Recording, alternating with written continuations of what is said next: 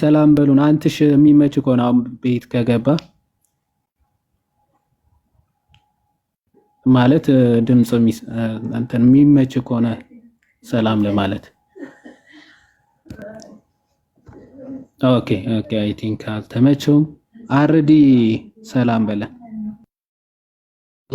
ሰላም እንዴት ናችሁ? ሰላም ክርስቶስ ከሁላችን ጋር ይሁን። ላይም ታችም ያላችሁ ሁላችሁንም ሰላም ብያለሁኝ። ወንድም እህቶች፣ እንግዲህ ዛሬ የተወሰነ ነገር እንማማራለን ብለን ተስፋ እናደርጋለን። ሰላም ብያለሁ። ቀጥል ዮሐዴ። እንኳን ደህና መጣ። ሰላም ብለናል። አርዲኛም እናመሰግናለን ስለመጣ። ተሚ ኢን ዘ ሃውስ ብሏል። እንዴት ነህ ተሚ? ከበይ ዮሐድ እኔ እኮ የማዘልቀውን ነገር ለምን እንደምጀምር እኮ ነው። ምን አለ መሰለህ እሱ አይደለም ጴንጤ ቤት እያለን ታውቃለህ፣ ስብከት ሲጠፋ በልሳን የምንቀጥለው እሷ ማጣፈጫ። ወደ እውነተኛው ልሳን መጣ። አሁን በፂና እና ሁላችሁ ያለው አጥዬ አርዲ ዮሐድዬ ታችም ያላችሁ ውድ ክርስቲያኖች እህቶቼ፣ ወንድሞቼ ሰላም ብያለሁ። እሺ ሰላማችሁ ይብዛ። እንኳን ደህና መጣ ብያለሁ። እኔም ተሚ በታች ባሉ ወንድም እህቶቻችን ስም አይ ቲንክ አርዲ ከተዘጋጀ መቀጠል እንችላለን መሰለኝ። እናንተ ግን እየሰማችሁ ምናምን ታብታቡ ገና 98 ነው ያለው። ሼር ምንድነው? ኔትወርክ ነው በላይ 14 ነው የሚታየኝ። አይ 3000 ነው ሼሩ።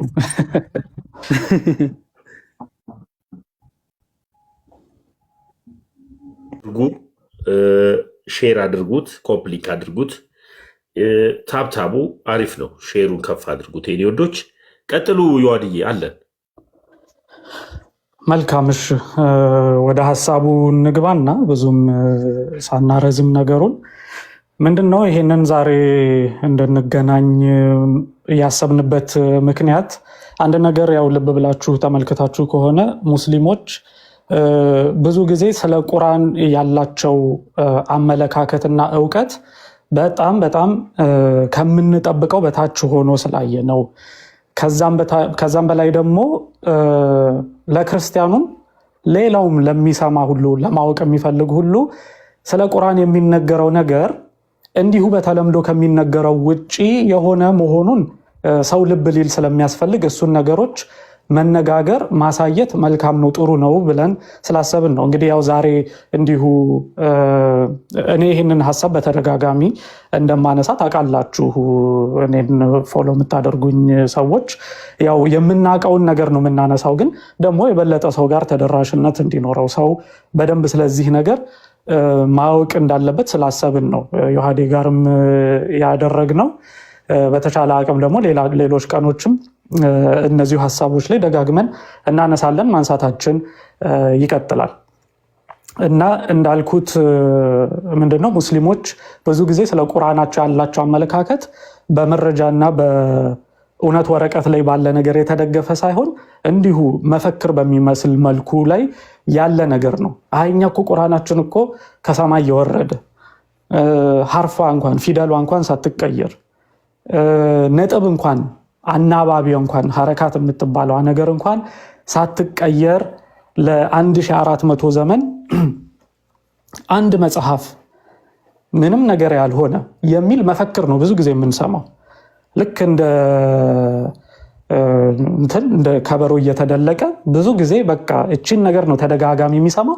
ከመደጋገምም ሰው እውነት መስሎት በቃ ብዙ እዚህ ነገር ውስጥ ገብቶ አያይም፣ አይመለከትም። እንኳን ክርስቲያኑ ሙስሊሙ ራሱ የሙስሊሙ ምዕመን ራሱ ይሄንን ነገር አዎ ነው ብሎ ከማመን በስተቀርና አንድ ጊዜ አንድ ልጅ እኔ እንዲሁ ከላይ ስለ ቁርአን መበረዝ ወይንም ቁርአን ከመጀመሪያው ጀምሮ እንደነበረው አይደለም የሚል አይነት አመለካከት አንስቼ ወይንም የተለያዩ ቁርአኖች አሉ ብዬ አንስቼ እኔ ላይቭ ላይ ሳወራ አንድ ሙስሊም ልጅ ኮሜንት ላይ ምን ብሎ ጻፈ? ወይ አርዲ አሁን እንደ እውነት ክርስቲያኖች የተለያየ ቁርአኖች አሉ ብለው ቢያምኑ ኖሮ ታስቀምጡን ነበር አለ ኮመንት ላይ።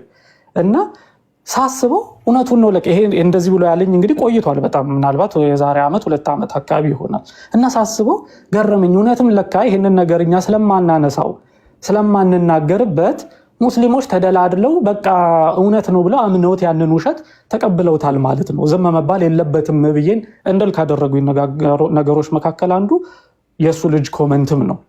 እና ከሚነገራቸው ውጪ ግን እንደሆነ ቁርአን ማለት ከሚነገራቸው ውጪ ከሚያስቡት ውጪ እንደሆነ እንግዲህ ዛሬ የተወሰኑ መረጃዎችን እናያለን። ለዛም ነው በነገራችን ላይ ሙስሊሞች ከራሳቸው መጽሐፍ ይልቅ የክርስቲያኖች መጽሐፍ ቅዱስ መጀመሪያ ላይ እኮ እንደዚህ ሆኖ ከዛ በኋላ እኮ ኮዴክስ ሳይናቲከስ እኮ እንደዚህ ሆኖ ኮዴክስ ቫቲካንስ እኮ እንደዚህ ሆኖ ብሎ መናገር ይቀላቸዋል። አብዛኛው ሙስሊም ምንም ችግር ሳይኖርባቸው ይሄንን ቶሎ ብለው ያስተምሯቸዋል። ስለ ራሳቸው መጽሐፍ ግን አንዲት ነገር አይነግሯቸውም። በጣም በሚገርም መልኩ ይደንቀኛል። እኔ እውነት ለመናገር ጥሩ ነው የሰውን እምነት ለማወቅ መሞከር ጥሩ ነው። እንዴት እስኪ የክርስቲያኖች መጽሐፍ ብሎ ማወቅ፣ ግን የራስን መጽሐፍም ደግሞ ቢታወቅ ጥሩ ነው። ኦኬ ልክ አዚፍ ይሄ ነገር ምንም እንደዚህ አይነት ነገር ከዚህ የጸዳ ነገር አስመስሎ ማቅረብ ተገቢ አይደለም። ሙስሊሞች ይህንን ነገር ሊገነዘቡ ያስፈልጋል። ኢቭን በኡስታዞች ደረጃ እንኳን ኡስታዞች እንኳን ሲጠየቁ የሚመልሱት መልስ በጣም የሚገርም ሆኖ እያየ ነው። ገረመን። እነዚህ ሰዎች ሆን ብለው አውቀው ነው የሚዋሿቸው? ምዕመኖቻቸው ገብተው ሄደው እንደማያዩ ስለሚያውቁ ነው ወይንስ እነሱ ራሳቸው የዚህ እውቀት የላቸውም ብለን እንድንጠይቅ አድርጎናል። ለምሳሌ ከነዚህ ውስጥ መካከል ኦሪጂናል ስለሚባለው ቁርአን የሚነሱ ሐሳቦች አሉ። እኛ እኮ ከመጀመሪያው ጀምሮ ያለው ቁርአን ብለው ይላሉ ሙስሊሞች። እናንተ ክርስቲያኖች ግን ኦሪጂናሉ የታላችሁ? ኦሪጂናሉ መጽሐፍ የታለ እያሉ በተደጋጋሚ ሲያነሱ አንድ ሰው ምን ብሎ ያስባል? እስልምና እኮ በጣም የሚገርም ነው። ከመጀመሪያ ጀምሮ መጽሐፉን ጠብቆ አንዲት ነገር ሳይሆንበት ያመጣ እምነት ነው እና ይሄ ነገር እንዲያው በመልካም ሊታይ የሚታሰብ የሚገባ ነገር ነው ብሎ አንድ ሰው እንዲያስብ ያደርጋል። ግን እውነት ይሄ ነገር እውነት ነው ወይ? እንዲያው ኦሪጂናል የሚባለው መጀመሪያ ጀምሮ የተሰበሰበው ቁርአን እውነት ሙስሊሞች እጅ አለ ወይ የሚለውን እንመለከታለን። ምክንያቱም ክርስትናን በጣም ከሚወቅሱት ነገር አንዱ እናንተ እኮ ኮፒ አድርጋችሁ ኮፒ ነው እንጂ ያላችሁ ይላሉ። ስለዚህ እናንተ ኦሪጂናል አላችሁ ማለት ነው፣ ኮፒ ሳይሆን ኦሪጂናል አላችሁ ማለት ነው ብሎ ሰው እንዲያስብ ያደርጋል። ግን ይሄ ነገር ፈጽሞ ውሸት ነው። ኦኬ ይቅርታ ቢኒ ካለህ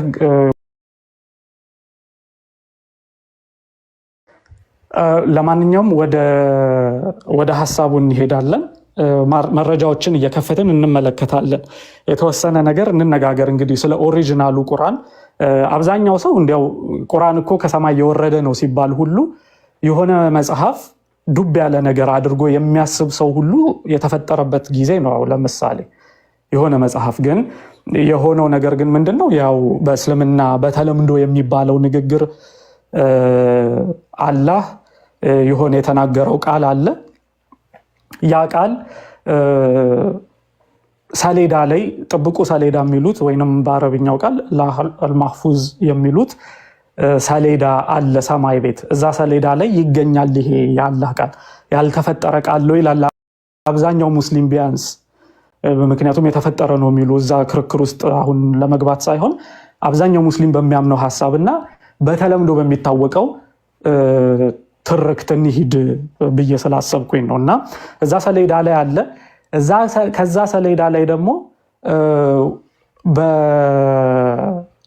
በአንድ ወቅት ወይንም መሐመድ መሬት ላይ በነበረበት ወቅት ከዛ ሰሌዳ ላይ ወደ ቤት አልኢዛ ወደሚባል ወደ ቅርቢቱ ሰማይ ወረደ ይላሉ። ቃሉ ወረደ። እንግዲህ እንዴት ነው የወረደው? እሱን ማብራሪያውን እኔ አትሊስት በግሌ አላየሁኝም። እንዴት ነው ከዛ ከጥብቁ ሰሌዳ ወደ ቤት አልኢዛ? ይሄ ቤት አልኢዛ የሚባለው ቦታ የት ነው ማን ነው ምንድን ነው ካላችሁ፣ ከመካ ውስጥ ያለው ካባ አለ አይደለ? ከሱ ትይዩ ወደ ላይ ወደ ሰማይ ሌላ ካባ አለ ሰማይ ውስጥ ሶስተኛው ሰማይ ላይ የሚል አለ አንዳንድ ብቻ እዛ ካባ አለ እንደ መላእክቶች የሚሽከረከሩት ካባ ነው ይሄ ብለው ሁሉ ይላሉ ሙስሊሞች እና እዛ ቤተል ኢዛ ወረደ ይላሉ ይሄ ቁርአን ኦኬ እንግዲህ ሙሉ ቁርአን ነው በአንድ ጊዜ ወደ ቤተል ኢዛ የወረደው ከዛ ቤተል ኢዛ ከሚባል ቦታ ደግሞ ጅብሪል የሚባል መልአክ ለመሐመድ ከዛ ላይ እየቆነጠረ በ23 ዓመት ጊዜ ውስጥ ይዞለት መጣ ነው የሚሉት ይሄ ነው እንግዲህ እና በአፍ ነው ይሄ ጅብሪል የሚባለው አካል ለመሐመድ ይመጣል በአፍ ቢኔ እንኳን ደህና መጣህ ሚውቱን እሺ በአፍ ነው ይሄ ጅብሪል የሚባለው አካል ለመሐመድ በአፉ ይነግረዋል መሐመድ ደግሞ በአፉ የተነገረውን ነገር ለሰዎች ይናገራል ኦኬ ከዛ ሰዎች በወቅቱ የነበሩት ሰዎች የተለያዩ መጻፊያ መሳሪያዎች ላይ ለምሳሌ ቅጠል ላይ ቀንድ ላይ ድንጋይ ላይ ሌሎች መጻፊያ ነገሮች ላይ ይጽፉ እንደነበር የእስልምና መዛግብቶች ይናገራሉ ኦኬ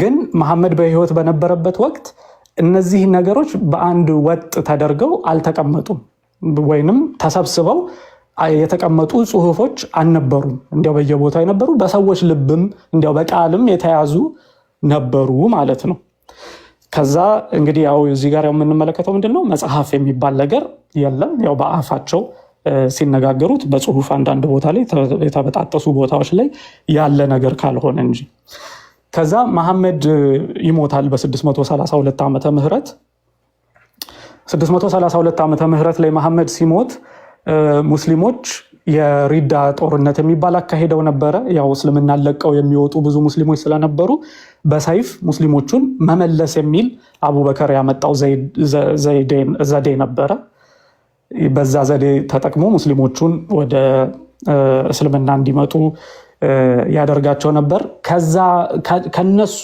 ጋር ተያይዞ የተከሰተው ክስተት ምንድነው አንድ ሙሰሊማ የሚባል ሌላ ነብይ ነኝ ብሎ ተነስቶ የነበረ ግለሰብ ነበረ እነሱ አካባቢ ልክ እንደ መሐመድ ቁርአን ይወርድልኛል ተከታዮቹ አራህማን ብለው የሚጠሩት ነው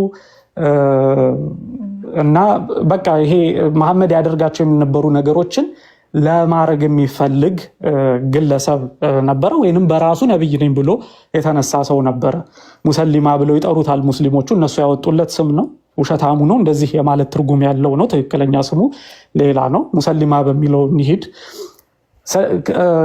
ስለዚህ ምን ይከሰታል ይሄንን ሙሰሊማ የሚባለውን ሰውዬ ሙስሊሞቹ እና አቡበከር ሊዋጉ ጦርነት ይገባሉ ጦርነት ይዘምታሉ ምክንያቱም ብዙ ሰዎች ወደሱ እየተገለበጡ እየሄዱ ነው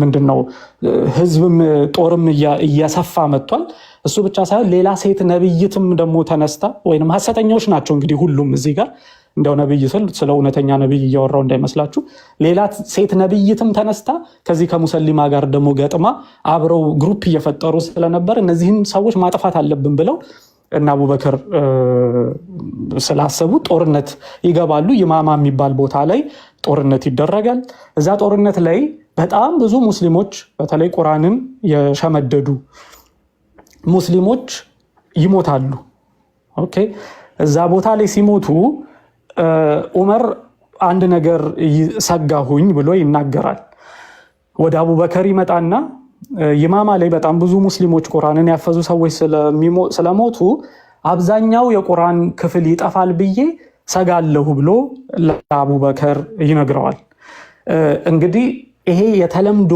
እስልምና ላይ እንዲያው ሰሂህ ተብሎ የሚቀበሉት ዘገባዎች ወይንም ሰሂህ ብለው ካስቀመጡት ዘገባዎች መካከል አንዱን ነው እየነገርኳችሁ ያለሁት እንጂ ሌሎች ብዙ ዘገባዎች እስላማዊ ዘገባዎች አሉ ከዚህ ጋር በተያያዘ እዛ ቀን ላይ ይማማ ቀን ላይ የተደረገው ጦርነት ላይ የጠፉ የቁርአን አንቀጾች አሉ ብለው የተናገሩ ለምሳሌ የአቡ ዳውድ ልጅ ሱናን አቡ ዳውድ የሚባለውን ሐዲስ ታውቃላችሁ የአቡ ዳውድ ልጅ ኢብን አቢ ዳውድ ኪታብ አልመጻሕፍ የሚል አንድ መጽሐፍ በ10ኛው መቶ ክፍለ ዘመን የጻፈው መጽሐፍ አለ እንግዲህ ጥንታዊ ከሚባሉ በተለይ ከቁርአን ጥናት በቁርአን ጥናት ዙሪያ ቀደምት ከሚባሉት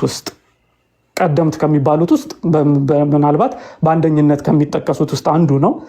ኪታብ አልመጽሐፍ የሚለው መጽሐፍ እዛ መጽሐፍ ላይ እዛ የኢማማ ጦርነት ላይ ቁርአንን ያፈዙ ሰዎች ሲሞቱ አብረው የጠፉ አንቀጾች አሉ ብሎ ያስቀምጣል። እሱ ብቻ ሳይሆን ሌሎችም የዘገቧቸው አሉ። ግን ሙስሊሞቹ ተስማምቶ አይቀበሉትም ይህንን ነገር። ለምንድነው የማይቀበሉት? ኦብቪየስሊ የጠፋ ነገር አለ ከተባለ ኦልሬዲ አድሚት አደረጉ ማለት ነው። ቁርአኑ ጠፍቷል፣ የጠፋ ነገር አለው ብሎ ሌሎች ሰበቦች ልክ ይሄ ተነስኳል ምናምን የሚለው ነገር ሰበብ እዛ ላይ ማምጣት ስለማይቻል ኦል ቱጌዘር ዳይፍ ነው ብሎ ከዛ ሐሳብ መውጣት ነው ያላቸው እንጂ ሐዲሶች ሁሉ ይጠቀሳሉ። ዑመር ራሱ እንዲያውም ዑመር አቡበከር ጋር እንዲሄድ ካደረገባቸው ምክንያቶች መካከል ዑመር አንድ ቀን ተነስቶ የሆነ የቁርአን ክፍል መቅራት ፈለገና ማስታወስ ሲያቅተው ሰዎችን ሄዶ ይጠይቃል። እንዲህ የሚለውን የቁርአን ክፍል ለመቅራት ፈልጌ ማስታወስ አቃተኝ፣ ማን ጋር ነው ላገኝ የምችለው ብሎ ሲጠይቅ ሰዎች ምን ብለው ይመልሱለታል? አይ እሱ የቁርአን ክፍልማ ይማማ ላይ ከጠፉ ሰዎች ጋር አብሮ ጠፍቷል አሉት ብሎ በሐዲሶች ተዘግቧል። ይሄ ኪታብ አልመጽሐፍ ላይ አለ።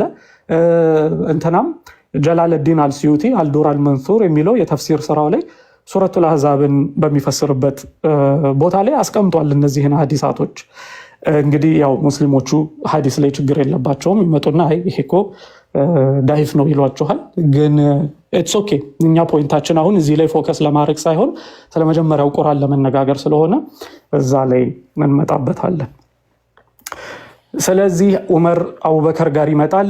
ቁርአን ይጠፋል ብዬ ፈርቻለሁ። ይሄ ሰሂህ ስለሆነ ሙስሊሞቹ የሚከራከሩበት ስላልሆነ እነዚህን እየቀጠልኩ ሄዳለሁ። ስለ አቡበከርን ይነግረዋል፣ ይሰብሰብ ብሎ ይነግረዋል። አቡበከር ግን የሚመልሰው ምላሽ ምንድን ነበር? መሐመድ እንኳን ያላደረገውን ድርጊት እኔን እንዴት አድርግ ትለኛለህ ብሎ እንዳለው። እዚህ ጋር አንድ ልብ እንድትሉ የሚያስፈልገው ነገር ምንድን ነው? ጭራሽ ሐሳቡ ራሱ እንዳልነበራቸው ሙስሊሞች መጽሐፍ ይኖረናል የሚል ሐሳቡም በጭራሽ የመሐመድም ሐሳብ እንዳልነበረ በጭራሽ ትመለከታላችሁ። ለምን? አቡበከር የመለሰው ምላሽ እንዴት መሐመድ እንኳን ቁርአን ይሰብሰብ ብሎ ያላዘዘውን መሐመድ ያላደረገውን ተግባር እኔን እንዴት አድርግ ትለኛለህ ብሎ ነው የመለሰለት ለዑመር። ነገር ግን ዑመር ይጨቀጭቀዋል ደጋግሞ። ከዛ መጨረሻ ላይ አላህ ልቤን ከፈተልኝ ይላል አቡበከር። እና ይሄ ነገር ጥሩ እንደሆነ ተገነዘብኩኝና ዘይድን ጠራሁኝ ይላል። እንደየዘገባው ይለያያል። ግን ይሄ እንዲያው በደንብ ብዙ ጊዜ በተለምዶ የሚታወቅ ስለሆነ ይህንን አነሳለሁ። አንዳንድ ጊዜ ከዘይድም ጋር ነው ትንሽ ክርክር ያደረጉት። ዘይድ ይህንን ነገር እንዴት እናደርጋለን ብሏል ይባላል። ኤኒዌይ አቡበከር ዘይድ የሚባለውን ሰውዬ ዘይድ ብን ሳቢት የሚባል የመሐመድ ጸሐፊ ነበረ ተብሎ የተቀመጠ አንድ ሰው አለ። እሱን ያስጠራል። ምን ይለዋል? ቁርአን እንዲሰበሰብ የሚል ሐሳብ ያቀርብለታል። ዘይድ ትንሽ ያንገራግራል። ይሄ ነገር እንዴት ይሆናል? እኔ ተራራ ብገፋ ይቀለኛል ቁርአንን ከምሰበስብ ብሎ ይናገራል። ልብ በሉ እንግዲህ ሙስሊሞቹ እንደሚሉን ቁርአን እኮ ምን እንዴ ገሌ ያፈዘው እንዴ ገሌ እንትን ያለው በጣም እኮ ቀላለው እንደሚሉት ሳይሆን የዘይድ ምላሽ ተራራ። በእውነት ኢማጂን እንግዲህ በጣም ከባድ ነገር ነው። እንዲህ ቀላል አይደለም ቁርአንን መሰብሰብ የሚል ሐሳብ ነው። ግን ያም ሆኖ ይህ ያንን ነገር ከተናገረ በኋላ እኔ ተራራን ብገፋ ይቀለኛል ካለ በኋላ ላይ ግን እሱም አላህ ልቡን ከፈተለት አሉ። ቁርአን መሰብሰብ ይጀምራል። በአቡበከር ምሪት ያው ዘይድ ቁርአንን ይሰበስባል። ኦኬ ካለበት ቦታ ከብጥስጣሶች ላይም ከሰዎች አፍ ላይም ካለበት ብቻ ይሰበስባል። እንዲያውም አንዳንድ የቁርአን አንቀጾችን አንድ ግለሰብ ጋር ብቻ አገኘሁኝ ብሎ የሚናገርበት አለ። በተለይ ሱረቱል ተውባ 9ኛው ሱራ ላይ የመጨረሻው አንቀጾች 128 እና 129ኛውን አያ ኢብን ኩዘይማ ከሚባል ሰውዬ ጋር ብቻ ነው ያገኘሁት፣ ሌሎች ሰዎች ጋር አላገኘሁም ይሄንን ክፍል ብሎ ዘይድ ብን ሳቢት ራሱ የተናገረበት አለ። ያ ነገር እንግዲህ ይሰበሰባል። እዚህ ጋር አንድ ሰው ሊጠይቅ የሚችለው ጥያቄ ምንድነው? አንድ ሰው ጋር ብቻ የሚገኙ አንቀጾች ቁርአን ውስጥ የሚገቡ ከሆነ የዛኔ ኢማማ ላይ ሲሞቱ እነሱ ጋር የነበሩ አንቀጾች ሊኖሩ ይችላሉ። ከሐዲሶቹም ጋር ስታገናኟቸው እውነትም ያ ነገር ፕላውሲብል ነው ብሎ ሊወስድ ይችላል። ኦኬ በደንብ እንትን ነው ሊከሰት የሚችል ነገር ነው። ለማንኛውም ዘይድ ብን ሳቢት ይህንን ነገር ይሰበስባል። ስለዚህ የመጀመሪያው ቁርአን ለመጀመሪያ ጊዜ ኦሪጂናል ሊባል የሚችለው ይሄ ነው። እንግዲህ በቃ አይደለ ኦሪጂናል መጽሐፍ የሚለው ሙስሊሞቹ ሙሳሐፍ ብለው የሚጠሩት ከግዕዝ የተወሰደ ቃል ነው። ሙስሊሞች ሙሳሐፍ ብለው የሚጠሩት ከግዕዝ የተወሰደ መጽሐፍ ከሚለው ያው የኛ ከአማርኛ ቃል የተወሰደ ነው። እሱም ስሙ እንዴት እንደወጣለት ሁሉ አንዳንድ ቦታ ላይ ሲናገሩ በድምጽ ብልጫ ነው። ይሄንን መጽሐፍ ምን ብለን ይሄንን ወረቀት ይሄንን ስብስብ ምን ብለን እንጥራው ብለው ሁሉ ኮሚቴ አዋቅረው ነበር። አንዳንድ ቦታ እንደውም ኢንጂል ሁሉ ብለን እንጥራው ያሉ ሰዎች ነበሩ። ቱ ቢ ኦነስት አሁን እሱ በጣም ቆይቻለሁ እሱን መረጃ ካየሁኝ ኢንጂልን በለው የተባለበትን አሁን ላይ መክፈት አልችልም። እሱን ሲያስፈልግ ግን ፈልጌ አውጥቼ ልናይ እንችላለን። ኤኒዌይ ሰዎች በዛን ጊዜ ምን ብለን እንጥራው በሚሉት ሰዓት ላይ ያው አብደላህ ኢብን መስዑድ ኢትዮጵያ ከሄዱት ሙስሊሞች መካከል አንዱ ስለነበረ ምን ብሎ ይነግራቸዋል? አይ ኢትዮጵያኖች እንደዚህ አይነት ጽሁፎቻቸውን መጽሐፍ ብለው ሲጠሩ ሰምቻለሁ፣ ስለዚህ የኛንም መጽሐፍን በለው ብሎ ይላል። በዚህ ይስማማሉ። ለዛ ነው ሙስሐፍ ብለው የሚጠሩት። ስለዚህ ይሄ በአቡበከር ጊዜ የተሰበሰበው ሙስሐፍ የመጀመሪያው የእስልምና መጽሐፍ ሆነ ማለት ነው። ኦኬ ስለዚህ አቡበከር ያው ወዲያው ነው የሚሞተው። 1 ዓመት ወይ 2 ዓመት ነገር ነው ስልጣን ላይ የነበረው፣ ወዲያው ይሞታል። አቡበከር ሲሞት ይሄ መጽሐፍ ለዑመር ሁለተኛው ካሊፋ ይተላለፋል። ሁለተኛው ካሊፋ ዑመርም ወዲያው ይገደላል። ብዙ ዓመት አልቆየም። እሱ ሲሞት ይሄ መጽሐፍ እንደገና ለማን ይተላለፋል? ሐፍሳ ለምትባለው ልጁ ሐፍሳ ቢንት ዑመር ወይንም የመሐመድ ሚስት የነበረችው ሐፍሳ ማለት ነች። ኦኬ እሱ ሲሞት ለሷ ይሰጣል ይሄ ቁርአን። ከዛ እሷ እጅ ላይ ይቀመጣል ረጅም ጊዜ። ከዛ በኋላ ዑመር ሲሞት ደግሞ ዑመር ከተገደለ በኋላ ዑስማን ሶስተኛው ካሊፋ ስልጣን ላይ ይወጣል። ሶስተኛው ካሊፋ ዑስማን ስልጣን ላይ ሲወጣ ምንድነው የሚከሰተው? ሙስሊሞች እርስ በርሳቸው መጣላት ይጀምራሉ። በቁርአን አቀራር ላይ ልዩነቶች በጣም እየሰፉ ይመጣሉ። የኔ እንዲህ ነው፣ ይሄኛው ነው ትክክለኛው፣ ይሄ ነው ትክክለኛው፣ ይሄ ነው ትክክለኛው እያሉ እንዲያውም ኢብን ጀሪር ሲናገር ካፊር መባባል ሁሉ ደርሰው ነበር አለ። ኦኬ እና እዚህ ጋር ልብ እንድትሉ የምፈልገው ነገር ምንድነው መሰላችሁ? ዛሬ ሙስሊሞችን ይሄንን ክፍል ስትጠይቋቸው ምን ይላሉ? አይ አዳዲስ ሙስሊሞች እኮ ነበሩ፣ እንዲያው እስልምና እየሰፋ ስለመጣ እነዚህ አዳዲስ ሙስሊሞች ናቸው ልዩነታቸው እየመጣባቸው የነበረው እንጂ እኮ ሌላ አይደለም ብለው ነገሩን ለማደባበስ ይሞክራሉ። ይሄንንም በነገራችን ላይ እንዲያው አወቅን የሚሉ ሰዎች ናቸው እንጂ የሚናገሩ ተራው ሙስሊም ጭራሽ ልዩነት አለ የሚለውን ነገርም መቀበልም አይፈልግም። ግን ይሄ በደንብ የታወቀ ስለሆነ ነው የምናገረው። ሐዲስም ካስፈለገ ቁጥሩ ቡኻሪ 4987 ነው። ከዚህ በፊት ደግሞ ዑመር አሰባሰበበት አቡበከር አሰባሰበበት ብዬ የተናገርኩት ሐዲስ ደግሞ 4986 ላይ ታገኙታላችሁ። 85 ወይ 86 አቡበከር ላይ ትንሽ ቁጥሩን እርግጠኛ አይደለሁም። የዑስማን ግን 4987 ላይ ነው ያለው። ይሄ በደንብ የታወቀ ነው። እና እነዚህ ሙስሊሞች አዳዲስ ሙስሊሞች ሳይሆኑ በደንብ አስተማሪዎች የነበሯቸው ሙስሊሞች እንደነበሩ ይታወቃል። እንዲያውም ኢብን ጀሪር አጠበሪ ሲናገሩ ምን ብለው ነው የሚሉት? የሶሪያ ሙስሊሞች የሻም ሙስሊሞች በአብደላ ኢብን መስዑድ አቀራር ነበር የሚቀሩት። አብደላ ኢብን መስዑድ ማለት እንግዲህ መሐመድ ቁርአንን መማር ካለባችሁ ከዚህ ሰው እየተማሩ ብሎ የተናገራቸው ከአራት ሰዎች መካከል አንዱ ነው። ሶሪ ኢብን መስዑድ አልኩ፣ ኡበይ ኢብን ካዕብ። የሻም ሰዎች በኡበይ ኢብን ካዕብ አቀራር ነበረ የሚቀሩት። የኢራቅ የኩፋ ሰዎች ደግሞ በአብደላ ኢብን መስዑድ ነበር የሚቀሩት። እና እነዚህ ሁለት ሰዎች ኡበይ ኢብን ካዕብ እና አብደላ ኢብን መስዑድ ማለት መሐመድ ቁርአንን ከተማራችሁ ከነዚህ ሰዎች ተማሩ ብሎ የተናገረላቸው ሰዎች ናቸው፣ የተመሰከረላቸው ሰዎች ናቸው። ስለዚህ የኢራቅና የሻም ሙስሊሞች ከነዚህ ሰዎች ተምረው ነው እርስ በርስ ሲገናኙ መጣላት የጀመሩት። ኦኬ፣ መጣላት የጀመሩት ሁለቱ ሲገናኙ ነው። ስለዚህ ይሄ የሚያሳየው ምንድነው? ኢብን መስዑድና ኡበይ ብን ካብ እርስ በርሳቸው የማይስማሙ የቁርአን አንቀጾችን ይቀሩ እንደነበረ በደንብ አድርጎ ማየት ይችላል ሰው ማለት ነው። ካፊር እስከ ማለት ድረስ የሚያስደርስ አንዱን ካፊር የሚያስብል ንግግር እስከሚያስናግሩቸው ድረስ ልዩነት ነበረባቸው። ስለዚህ በዚህ ምክንያት ዑትማን ያው ሁዘይፋ የሚባለው ሰው ወደ ዑትማን ይመጣና ዑትማንን ይነግረዋል። አይ ቁርአን የሆነ መፍትሄ ማበጀት አለብህ፣ እንደ አይሁዶችና ክርስቲያኖች ከመበታተናቸው በፊት አንድ መፍትሄ ማበጀት አለብህ፣ አለበለዚያ ችግር ውስጥ ነው የምንወድቀው ብሎ ይላሉ ሁዘይፋ ዑትማን ጋር መጥቶ። ዑትማን ደግሞ ይሄ ነገር መፍትሄ ማበጀት እንዳለበት ስለገባው ምን ያዛል? ሀፍሳ ቁርአኗን እንድትልክለት ያዛል። እዚህ ጋር 4987 ላይ ያለው ሐዲስ ሀፍሳ ወዲያው ቁርአኗን እንደላከችለት ነው የሚያሳየው። ግን ፈትሐል ባሪ ላይ ብትመለከቱ ሀፍሳ አልሰጥም ብላ እንደነበረ ቁርአኗን ለተወሰነ ጊዜ፣ ግን በኋላ ቃል ሲገባላት መልስልሻለሁ ብሎ ቃል እስከሚገባላት ድረስ አልሰጠችውም ነበረ ቁርአኗን ይላል።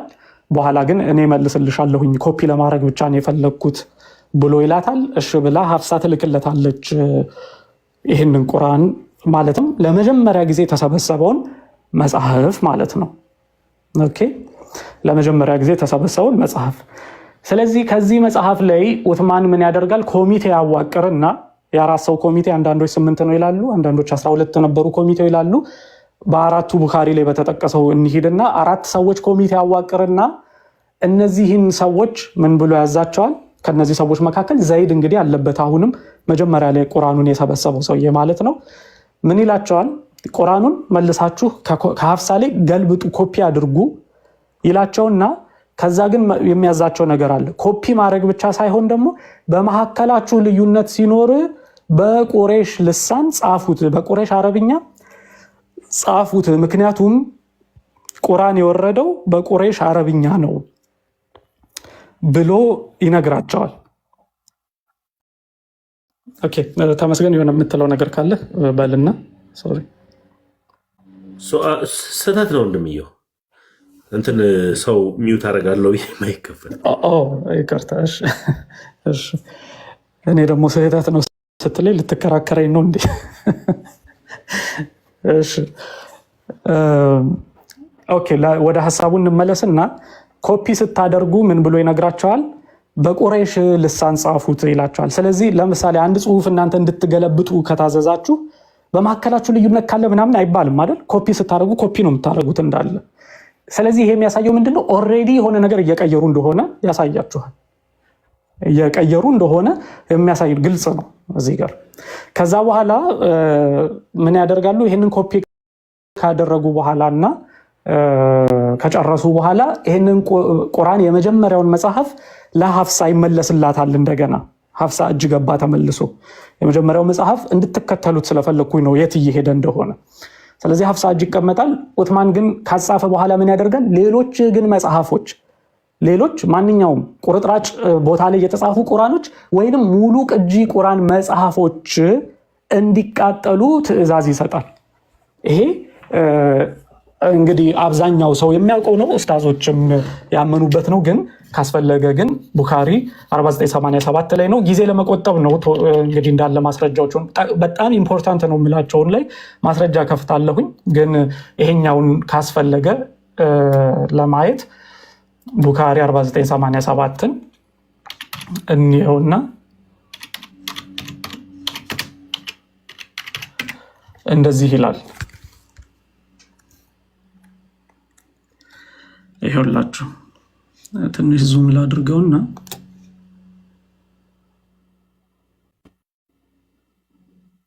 ኦኬ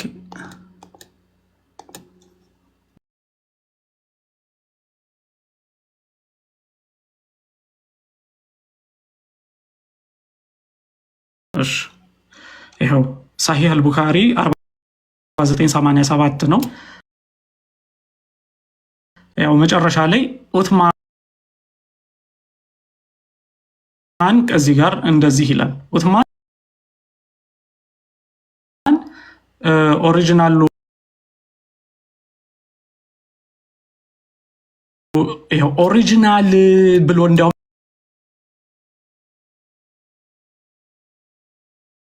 ራሱ ያስቀምጣል። አያችሁ ኦሪጂናል ማኑስክሪፕቱን። ይሄ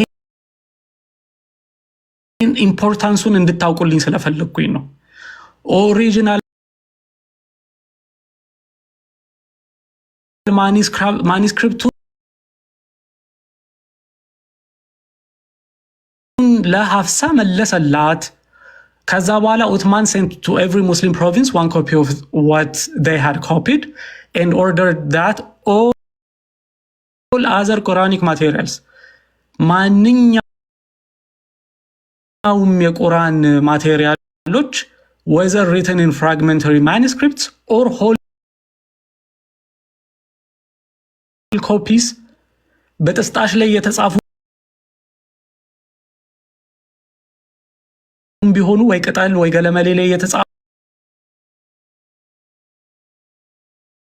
ቢሆኑ ወይንም ሙሉ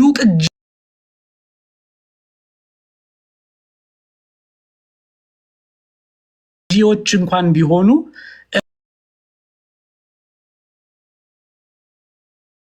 እንዲቃጠሉ ትዕዛዝ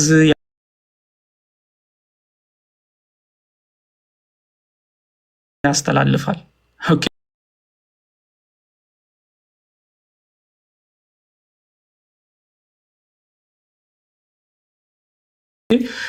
ይሄው ቡኻሪ 4987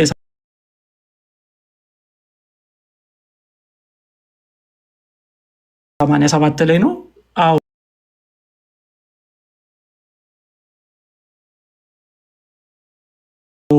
ከዛ ያው እንደተቃጠሉ ነው የሚናገረው። በዚህ ነገር ላይ አንዳንድ ሰሃባዎች ያልተስማሙ፣ ለምሳሌ እንደ ኢብን መስዑድ አይነት ትልቅ ሰሃባ፣ ትልቅ እንግዲህ የቁርአን አስተማሪ ተብሎ በመሐመድ እንኳን የተመሰከረለት በዚህ ሐሳብ አልተስማማም ነበረ። አሰጣ ገባ ውስጥ ገብቶ ከዑትማን ጋር እንዲያውም ኩፋ ኢራቅ ውስጥ ሰዎችን ይቀሰቀስ ነበረ ኢብን መስዑድ። ይሄ ደግሞ ጃሚዓ ተርሚዚ ላይ አለ ሐዲሱ። ምን ብሎ እናንተ ሰዎች ቁርአናችሁን ደብቁ፣ አትስጡ፣ እንዳይቃጠል ብሎ ሰዎችን ያነሳሳ ነበረ ኢብን መስዑድ። እንዲያውም ዘይድ ኮፒ ያደረገውን ቁርአን በጣም ይጣላ እንደነበረ፣ ከዘይድ ኮፒ አታድርጉ ቁርአናችሁን፣ ከዘይድ አትገልብጡ እያለ ሰዎችን ይቀሰቅስ እንደነበረ፣ ደብቁ እያለ ያነሳሳ እንደነበረና ኢብን መስዑድም የኔን ቁርአን አልሰጥም ብሎ ጥል ውስጥ እንደገባ እንደውም አንዳንድ ዘገባዎች ተደብድቧል ሁሉ የሚል አለ። ይሄ ምን ያህል እውነት ነው የሚለውን በሱም ቬሪፋይ ማድረግ ያስፈልጋል። ግን የሚታወቀው ግን ምንድነው ኢብን መስዑድ ቁርአኑን በፍጹም መስጠት እንዳልፈለገ። ይሄ ደግሞ የሚያሳየው ምንድነው ኢብን መስዑድ የኔ ነው ትክክል፣ ቁርአን እንደ አንድ ነው፣ አንድ ሰው ላይ ወረደ ነው፣ ከሰማይ እኮ ዱብ ያለ ነው ምናምን እንደሚባለው ቢሆን ኖሮ ምን ቸገራቸው ሙስሊሞች? ይሄ ሁሉ ልዩነት ባልመጣ ነበር አይደል? የሚያሳየው ግን በመሐከላቸው በጣም ሰፊ ልዩነት እንደነበረ ነው። እንዲያውም ጭራሽ ያው የኢብን መስዑድ ቁርአን እንደሚታወቀው 111 ሱራ ነው የነበረው ይላሉ እስልምና መዛግብቶች። ሱረቱል ፋቲሃን አያካትትም ነበር ኢብን መስዑድ ለምሳሌ። እና የመጨረሻዎቹን ሁለት ሱራዎች ሱራ 113 እና ሱራ 114ን አያካትትም ነበር ቁርአን ውስጥ። አልሰጥም ብሎ ቁርአኑን እንግዲህ ትንሽ ትግል ጀምሮ ነበር። ያው እሱ ሳይሳካ ቀርቶ ግን የኢብን መስዑድም ቁርአን መጨረሻ ላይ ይቃጠላል ማለት ነው። ኦኬ እነዚህ ሁሉ ከተቃጠሉ በኋላ ዑትማን አንድ መጽሐፍ አንድ ቅጂ ያዘጋጅና 5 ቅጂዎች ነው ያዘጋጀው ይባላል። እነዛን 5 ቅጂዎች ለ5 አውራጃዎች አሰራጨ ብለው ይናገራሉ። ስለዚህ አሁን ኦሪጂናሉ፣ ስለዚህ እስልምና ላይ አሁን ምን እንጠብቃለን ማለት ነው?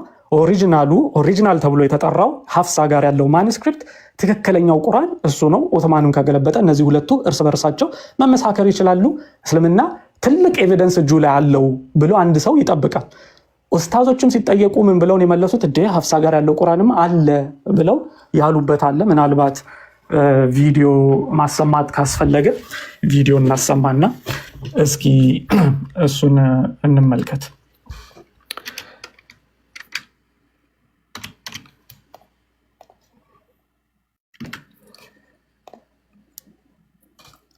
አለ ወይ የሐፍሳ ቁርአን ተብለው እንዲሁ እንትን እንዳይመስል እኛ ያለ ምክንያት አይደለም ይሄንን ነገር እያነሳ ነው ያለ ነው። ኢቭን በእነሱ እንኳን ይሄ የሚዋሽበት ወይንም ደግሞ የማይታወቅ ነገር ስለሆነ ነው መናገር ያስፈልጋል ብለን ስላሰብን ነው። ይሄንን ላሳይ።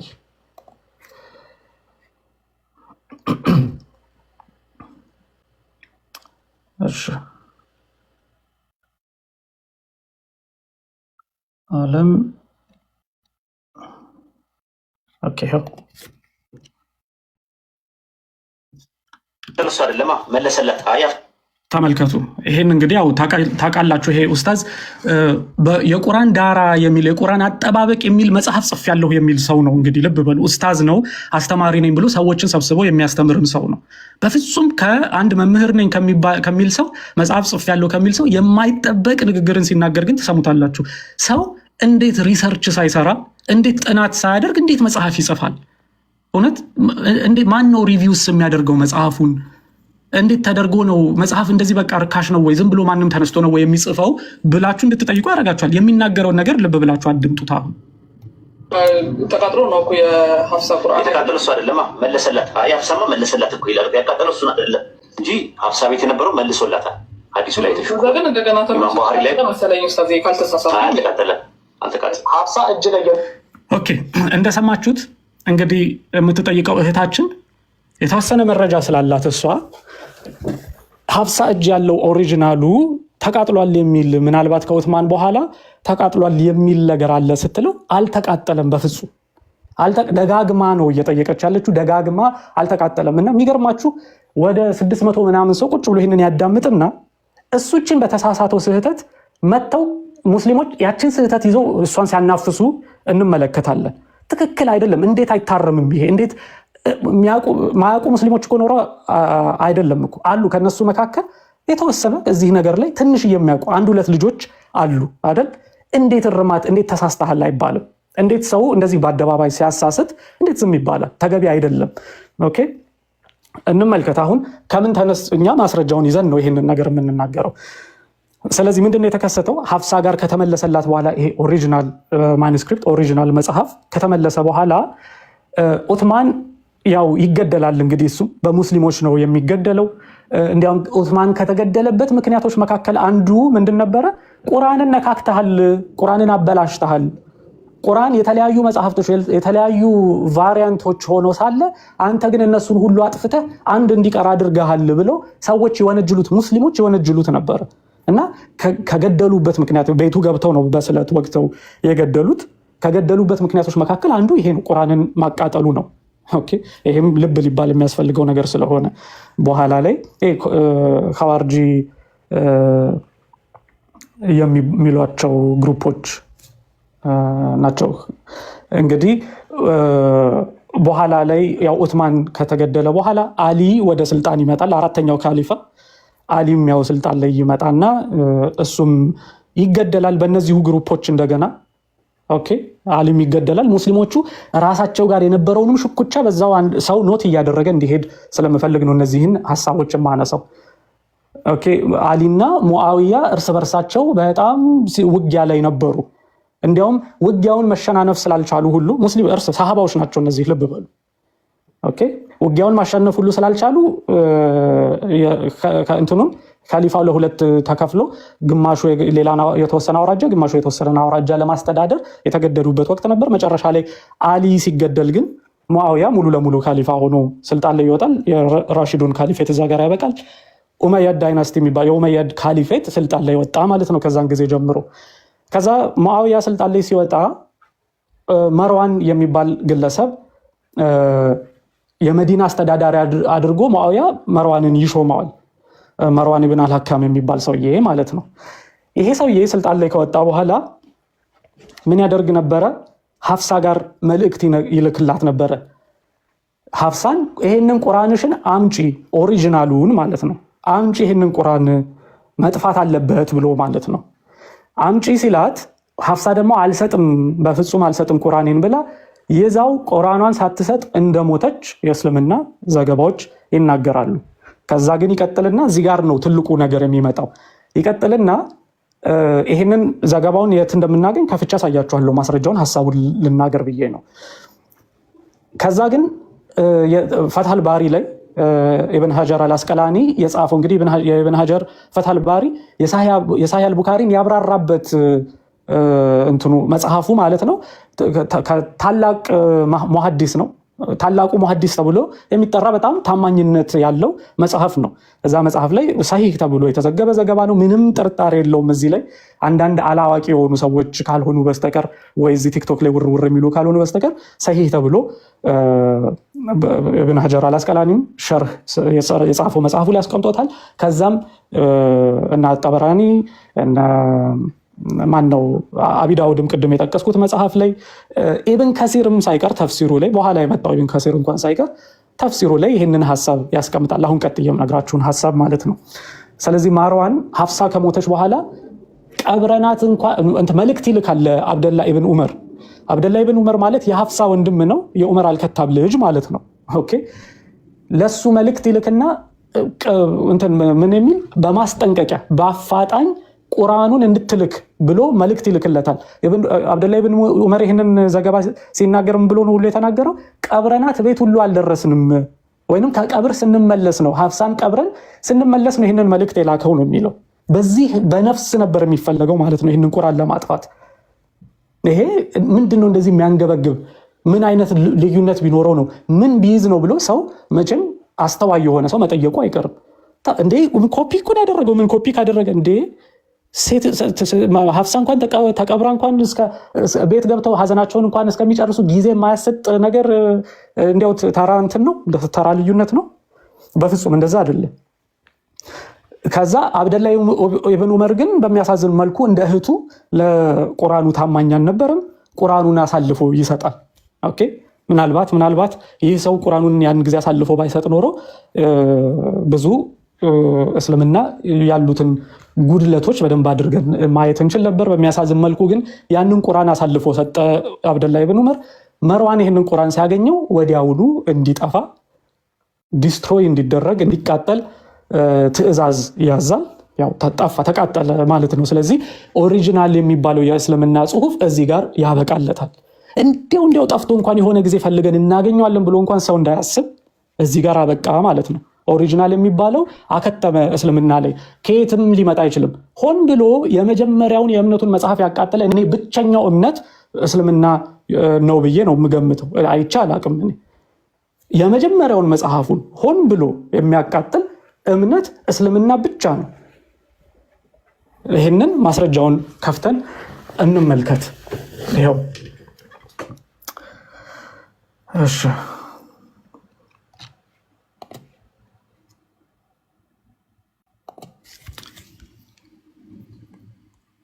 እሺ እዚህ ላይ እንደምትመለከቱት ይሄ የኢብን ሀጀር አልአስቀላኒ ፈትሐል ባሪ የሚለው ሸርሁ ማለት ነው። እዛ ላይ ሐዲስ ቁጥር 4987 አሁን ቡኻሪ ላይ ስናነብ የነበረውን ያብራራበት ዘገባ ነው። ይኸው እዚህ ላይ ማለት ነው። ትራንስሌሽኑን ሄደን እንመልከት ትርጉሙን። ማንም ገብቶ ምናልባት ሊንኩን የሚፈልግ ሰው ካለ ይኸው ሊንኩን እዚህ ጋር ኮፒ ማድረግ ትችላላችሁ። ይህንን ኮፒ አድርጋችሁ ወስዳችሁ ብትፈልጉ ኪታቡን ካላችሁ መጽሐፍ ውስጥ ገብታችሁ ቅጽ 9 ገጽ 20 ላይ ታገኙታላችሁ። ኦኬ እዛ ላይ እንግዲህ ያው ትርጉሙን አረብኛም እንችላለን እንደዚህ አይደለም የሚል ሰውም ካለ መጥቶም ደግሞ ሊናገር ይችላል። ለማንኛውም እኛ ወደ ትርጉሙ እንሂድና እንደዚህ ነው የሚለው። ይኸውላችሁ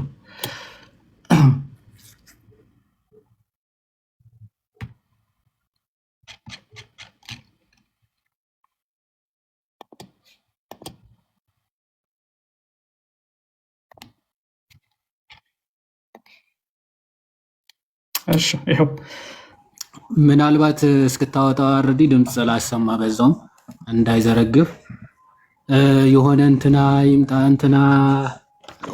በነገራችን ላይ አፍተር ከፕሬዘንቴሽኑ በኋላ ማለት ነው መታችሁ ጥያቄ ካላችሁ በተነሳው ጉዳይ ጥያቄ ካላችሁ ገብታችሁ መጠየቅ ትችላላችሁ። ማንኛውም ኡስታዝ በሉ ሼክ በሉ ማንም ይሁን የምትፈልጉት ሰው ይዛችሁ ነው። በተነሳ ጉዳይ ጥያቄ ካላችሁ መጨረሻ ላይ እንቀበላለን። ሶ እንደዛ አድርጉ።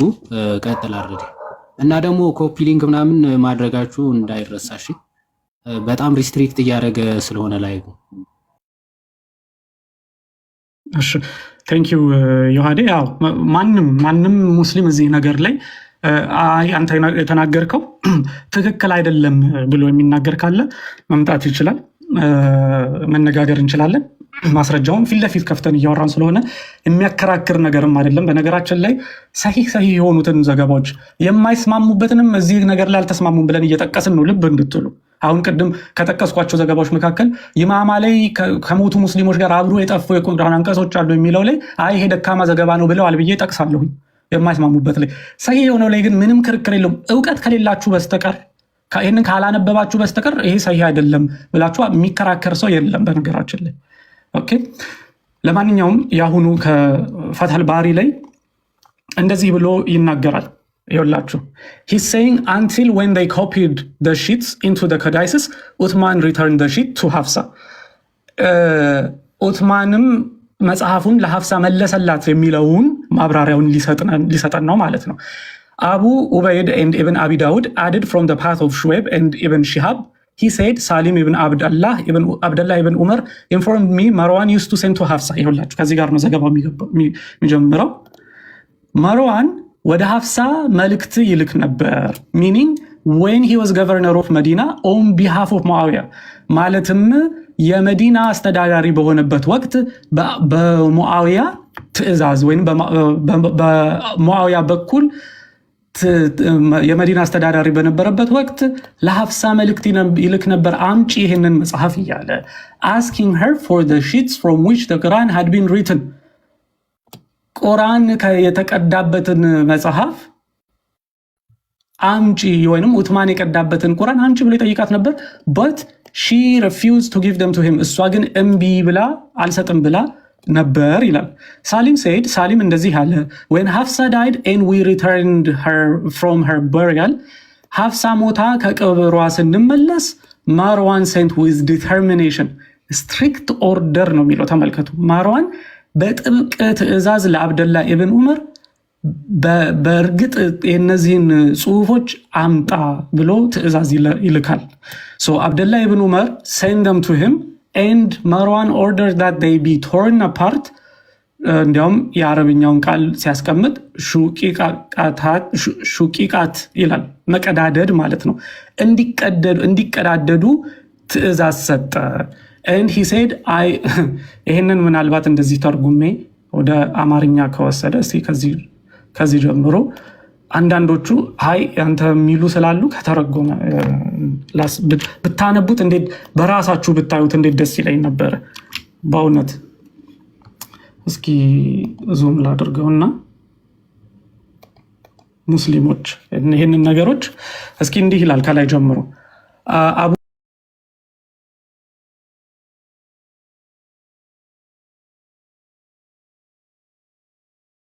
ኡበይድ እና ኢብኑ አቢ ዳውድ ከሾኤብ መንገድ ከኢብኑ ሺሃብ ጨምረዋል እንዲህ ብለዋል።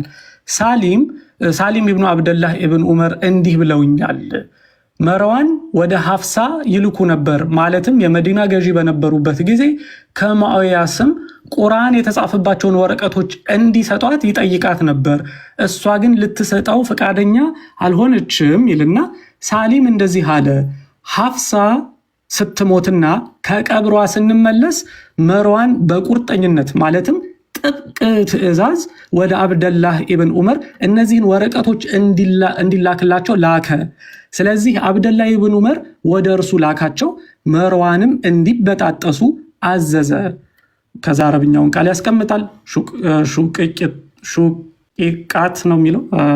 ኤኒዌይ እሱም ይህን ያደረግኩት ተመልከቱ፣ እሱም ይህን ያደረግኩት ጊዜ ለሰዎች ቢራዝም ወይም ከረጅም ጊዜ በኋላ ተጠራጣሪ ስለነዚህ ወረቀቶች እንዲጠራጠር ስለፈራሁ ብቻ ነው። የሚጠራጠሩ ሰዎች መጥተው ጥያቄ እንዳያነሱ እያለ ነው ባጭሩ ስለነዚህ ጽሁፎች። ኦኬ ተመልከቱ ተመልከቱ እዚህ ላይ ምን እያለ ነው? I only did this ይሄንን ያደረኩት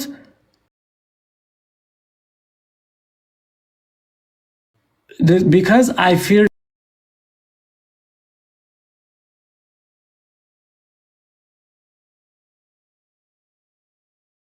that if time were to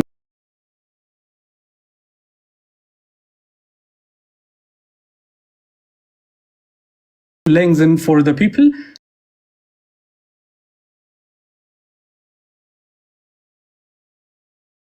a doubter with doubt regarding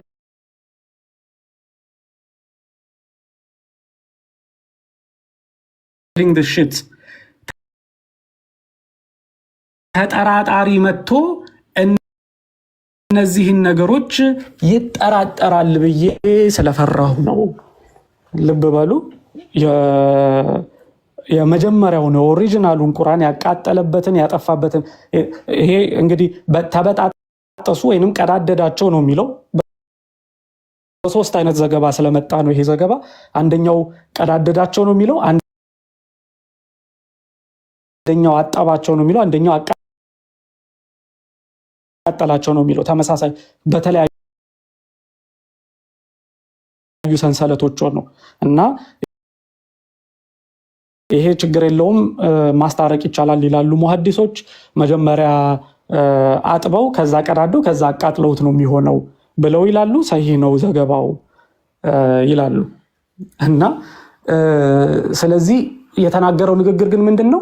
በኋላ ላይ ለምንድን ነው የሚጠራጠሩት? የሚጠራጠሩ ሰዎች መጥተው እዚህ ቁርአን ላይ ጥርጣሬ ያነሳሉ ብዬ ስለፈራሁ ነው። ወይንም በሌላ ዘገባ ደግሞ ምንድን ነው የሚለው? ከኡትማን ቁርአን ጋር ምንም አይነት ልዩነት እንዳይኖረው ስለፈራሁ ነው ያቃጠልኩት ብሎ ይናገራል። ኦሪጂናሉን አጥፍተህ እንዴ? ቅጂ ይቃጠላል እንጂ ኦሪጂናል ይቃጠላል እንዴ ወዳጆች? እና ኡስታዞች፣ አንዳንዶቹ የሚያውቁ ኡስታዞች ምን ማለት ጀምረዋል? አሁን መጀመሪያ ይሄንን አያምኑም ነበር በፍጹም። አሁን ግን እነዚህ ይኸው በአደባባይ እየወጣ ስለሆነ ይሄ ነገር ከኔ ጋርም የተወሰነ ጊዜ በፊት ምናልባት 1-2-3 ሳምንት በፊት አንድ ሙስሊም ኡስታዝ ሲነጋገር እንደተቃጠለ ያመነበት ነገር ስላለ ማለት ነው። ምን ማለት ጀመሩ? አሁን ስሙ ሙስሊሞች ይላሉ ኡስታዞቹ ሰብስበው፣ ስሙ አሁን ቀጥታ ቃል በቃል ከተገለበጠ ኦሪጂናሉ ተቃጠለ አልተቃጠለ ምን ችግር አለው ብሎ ያሙኟቸዋል። እንዴ ታዲያ ቅጂውን ታቃጥላለህ እንጂ ኦሪጂናሉን ነው እንደምታቃጥለው? ማቃጠል እስካስፈለገ እኮ ነው። ለምን ነው የሚቃጠለው? ሲጀመር ቃል በቃል ከተገለበጠ ለምን ታቃጥላለህ? ኦብቪየስ ነው፣ ግልጽ ነው፣ እያጠፋህ እንደሆነ ማስረጃ ግልጽ ነው፣ ልዩነቶችን እያጠፋህ እንደሆነ።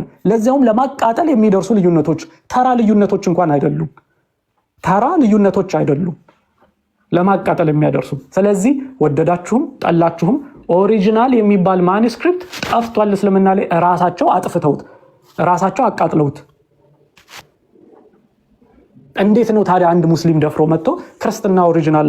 ለዚያውም እኮ የኛ እኮ የክርስትና ላይ ቅጠል ላይ ይጻፉ የነበሩ ስለነበሩ በክርስትና ጊዜ ቆዳ ላይ መጻፍ ገና አዲስ ኢንትሮዲዩስ እየተደረገ የነበረበት ወቅት ነው። ልምድ አልነበረም በዛ ጊዜ። ኢንትሮዲዩስ እየተደረገ ኦፍ ኮርስ የሚጠቀሙ ነበሩ። ይቅርታ ጣልቃ ገባው። በጣም ኮሜንት ላይ ስለበዛ ነበር። አስወጣችሁት? ወጣ በራሱ ሳትወጣ ወይስ ሰው ነው ያስወጣው?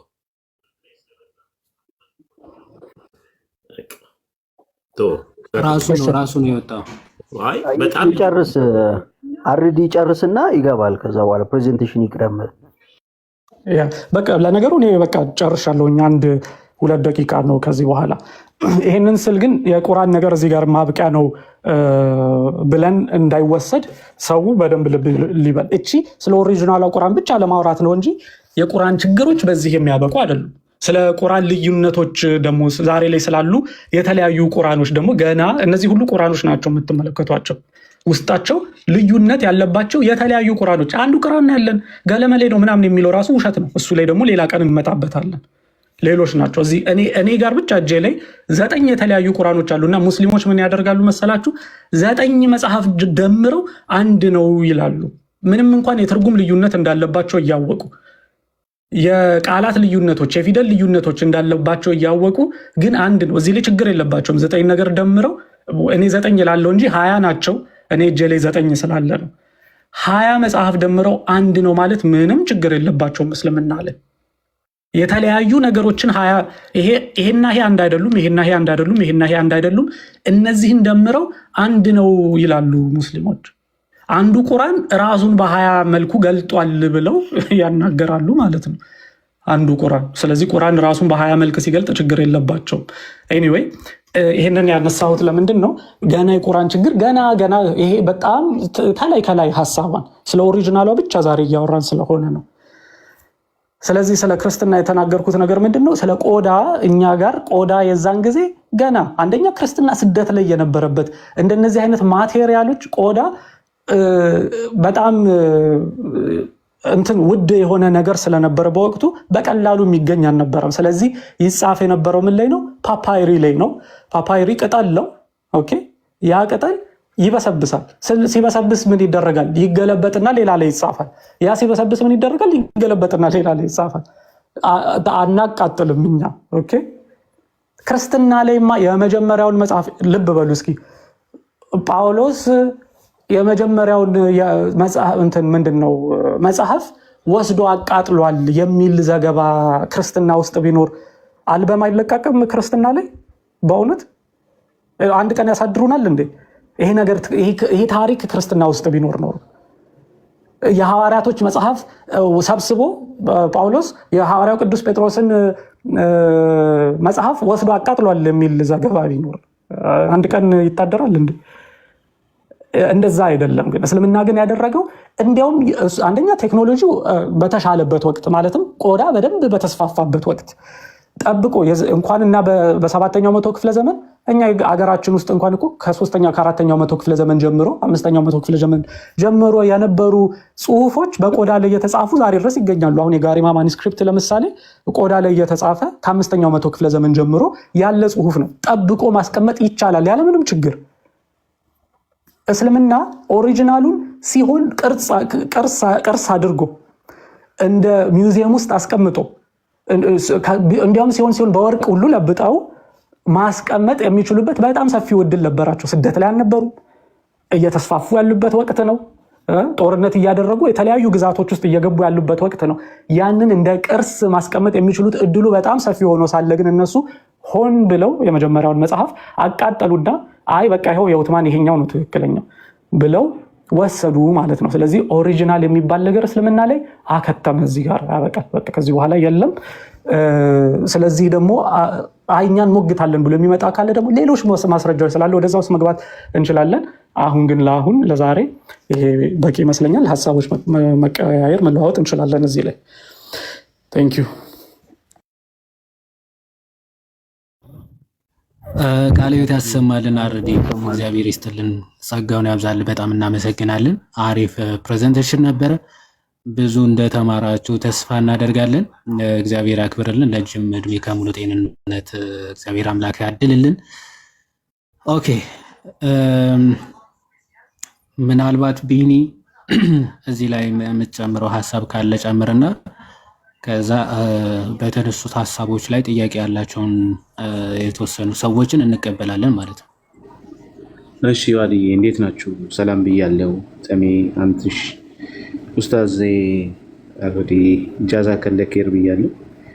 እንደዛ ነው የሚገባኝ። ያው ለመናገር በጣም ደስ የሚል ነበረ። ሲናገረው በጣም ደስ እያለን ነበር፣ እየሰማን ነበር። እኔ ከመጣው ጊዜ ጀምሮ ፍሎን የጠበቀ በቃ በደንብ የገባውን ያነበበ ሰው ያወቀውን ነው የሚናገረው። ዝም ብላ የተቀነጫጨበች ምናምን ሳይሆን እውቀቱ ሙልት ያለ እውቀት ነው እየሰማን ያለ ነውና በጣም ደስ ይላል እንደዚህ አይነት እውቀት ሲኖር ማለት ነው። ያው እኔ ግን ያው ስራ ላይ ስለሆንኩ ታውቃለህ አይደል? ምናልባት ጥቆማ ሰጥህና የረሳው ነገር ካለ እንትን ያልከው ነገር የረሳው ማለት እንኳን ይከብዳል። ግን ወይ ማንሳት አልፈለግ ከሆነ አላቅም። ግን ኦሪጂናሉ ብቻ ሳይሆን ከኦሪጂናሉ ላይ ለራሱ የተገለበጠውን አንስተው ከሆነ አላቅም። እሱም ራሱ እንደሌለ በዛው በተጨመር በጣም አሪፍ ነው ብዬ አስባለሁ። እሱ ራሱ የለም። ፎር ዩር ሰርፕራይዝ ከኦሪጂናሉ ላይ ተገልብጦ የነበረው ኦቶማን ማኑስክሪፕት ነው መሰለኝ፣ ኦቶማኒክ ማኑስክሪፕት የሚባለው ኢቭን እሱ ራሱ የለም የት እንዳለ አይታወቅም በእስላም መዛግብት ውስጥ ማለት ነው። ስለዚህ እሱም ራሱ ሌላ ራስ ምታት ሌላ የቤት ስራ ለሙስሊሞች። ስለዚህ ኦሪጂናል አለን ብለው ሊናገሩ አይችሉም። ያው ሁሉ ጊዜ መጽሐፍ ቅዱስን ነው አታክ የሚያደርጉት። እናንተ እኮ የኮፒን ያላችሁ ኦሪጂናል የላችሁም ለማለት ይሞክራሉ። የኮፒ ሁሉም ሊኖረው የሚችለው የኮፒ ነው። ምክንያቱም መጀመሪያ ላይ የሚጻፈው ኦሪጂናል ተብሎ የሚባለው በአንዳንድ ማቴሪያል የሚጻፈው እሱ ወደ ማኑስክሪፕት ወይም በእጅ በሚጻፍ ይገለበጣል። ያ ደግሞ ጊዜውን ጨርሶ ሲያረጅ ደግሞ ከሱ ደግሞ ይገለበጣል። ስለዚህ መጽሐፍ በጠቅላላ መጽሐፍቶች የሚተላለፉት በዚህ መልኩ ነው፣ ኮፒ እየተደረጉ። አለበለዚያ መቼም ፈጣሪ አይደሉም እነሱ እንደተጻፉ ቁጭ አይሉ። በተለያየ መንገድ ሊያረጁ ይችላሉ፣ ቀለማቸው ሊለቅ ይችላል፣ በአደጋ ሊቃጠሉ ይችላሉ። ስለዚህ የእግዚአብሔር ሀሳብና ወይ መጽሐፉ እንዳይጠፋ ኮፒ እየተደረገ እንትን ይላል እና ይሄም የገባቸው አልመሰለኝም። እንደዛ ብለው በጣም ያካብዱ ነበር። የኮፒን ያላችሁ ይላሉ። ግን እኛ በዚህ መልኩ መጽሐፎችን ለመጠበቅ ሞክረናል፣ ጠብቀናል። ግን እነሱ ጋር ችግሩ ምንድን ነው? ኦሪጂናል መጽሐፍን እያቃጠልክ አንድ መጽሐፍ ስታንዳርዳይዝ እያደረጉ እያስተካከሉ ኤዲት እያደረጉ ነው እስከ ዛሬ ድረስ እየመጣው ማለት ነው። ስለዚህ አንድ መጽሐፍ ነው ያለው ከመጀመሪያው ጀምሮ ከ1400 ዓመት ጀምሮ ቃላት እንኳን ነጥብ እንኳን ያልተለወጠበት የሚል የሐሰት ናሬሽን ለ1000 ምናምን ዓመት ሙሉ ሲዋሹ ነበር ማለት ነው። ይሄ ነገር እስኪገለጥ አሁን ላይ ግን ሲገለጥ ግን በጣም ሐሰት፣ ውሸት መጽሐፋቸውን የሚያቃጥሉ ባይዘው የራሱን መጽሐፍ የሚያቃጥል የመጀመሪያ ቤተ እምነት ከሆነ እስልምና ነው። ኦኬ ቅድምም እንዳነበበላችሁ ፍራግመንቶችን ሳይቀር ያቃጥላል። እኛ ጋር በጣም ብዙ ፍራግመንቶች አሉ። P60 P40 ምናምን የሚባሉ ፍራግመንቶች አሉ። እነሱ ማመሳከሪያ ናቸው። ኢቭን እነሱ እንኳን አይቃጠሉም። ለምን? የመጽሐፍ ቅዱስ አካል ስለሆነ ለተመራማሪዎች ምናምን ይቀመጣሉ። አንደኛ ካርቦን ዴታቸው ወደኋላ ስለሚሄድ፣ ሁለተኛ ደግሞ አሁን ካለው ከመጽሐፍ ጋር ያለው ይዘት ምን ይመስላል የሚለውን ለጥናት ይቀመጣሉ። እስልምና ግን እነዚህን ሳይቀር ያቃጥልና ከዛ በኋላ ስታንዳርድ የሆነ አንድ መጽሐፍ ነው ያለን ይላል። ግን ወደኋላ ሄዶ አሁን የያዙት መጽሐፍ መጀመሪያ በመሐመድ ጊዜ ወይም ከመሐመድ በኋላ የመጡ ሰሃባዎች የጻፉት እና ይሄ አንድ አይነት ነው የሚለው ማረጋገጥ አይቻልም። የቱ ጋር ኤዲት እንደተደረገ ማን እንዳረመው ልታረጋግጥ የምችልበት መንገድ የለም። ምክንያቱም እያቃጠሉ እያጠፉ የሚፈልጉትን ቅርጽ እያስያዙ ስለሚመጡ ማለት ነው።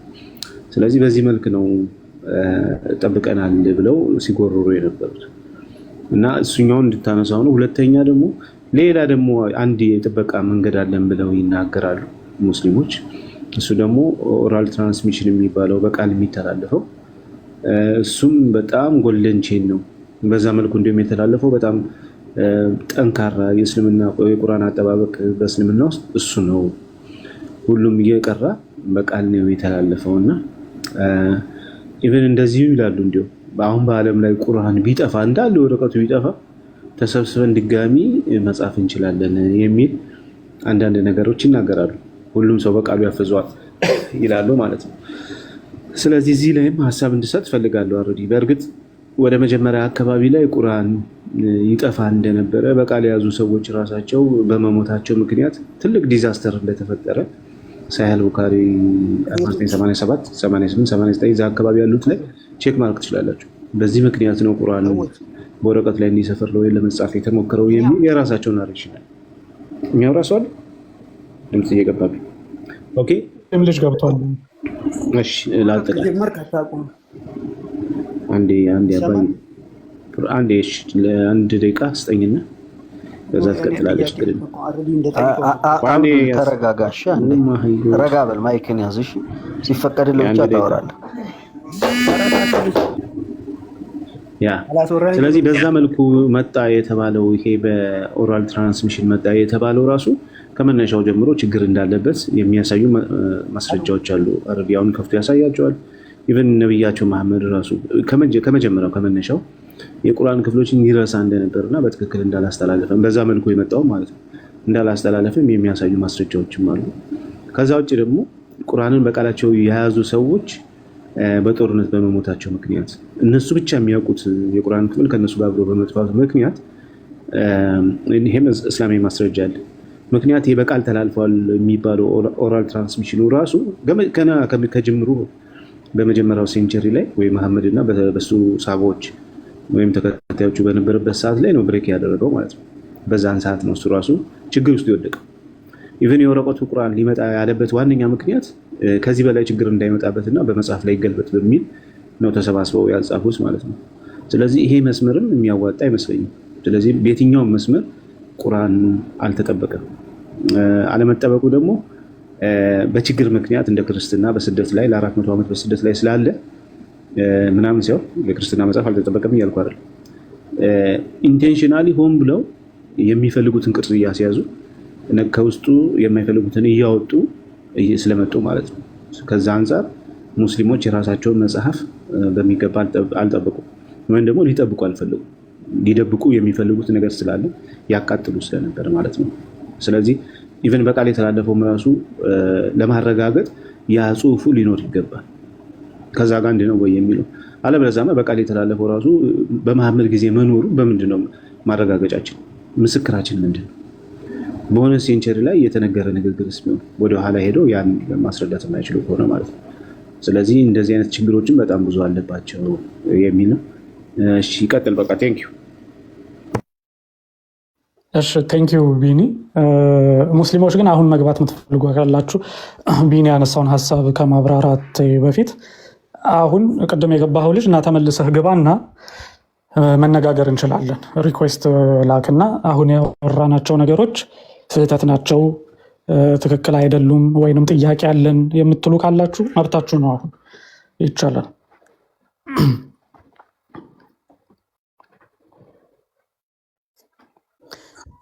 ያ እግዚአብሔር ይስጥልን ቢኒ፣ እናመሰግናለን።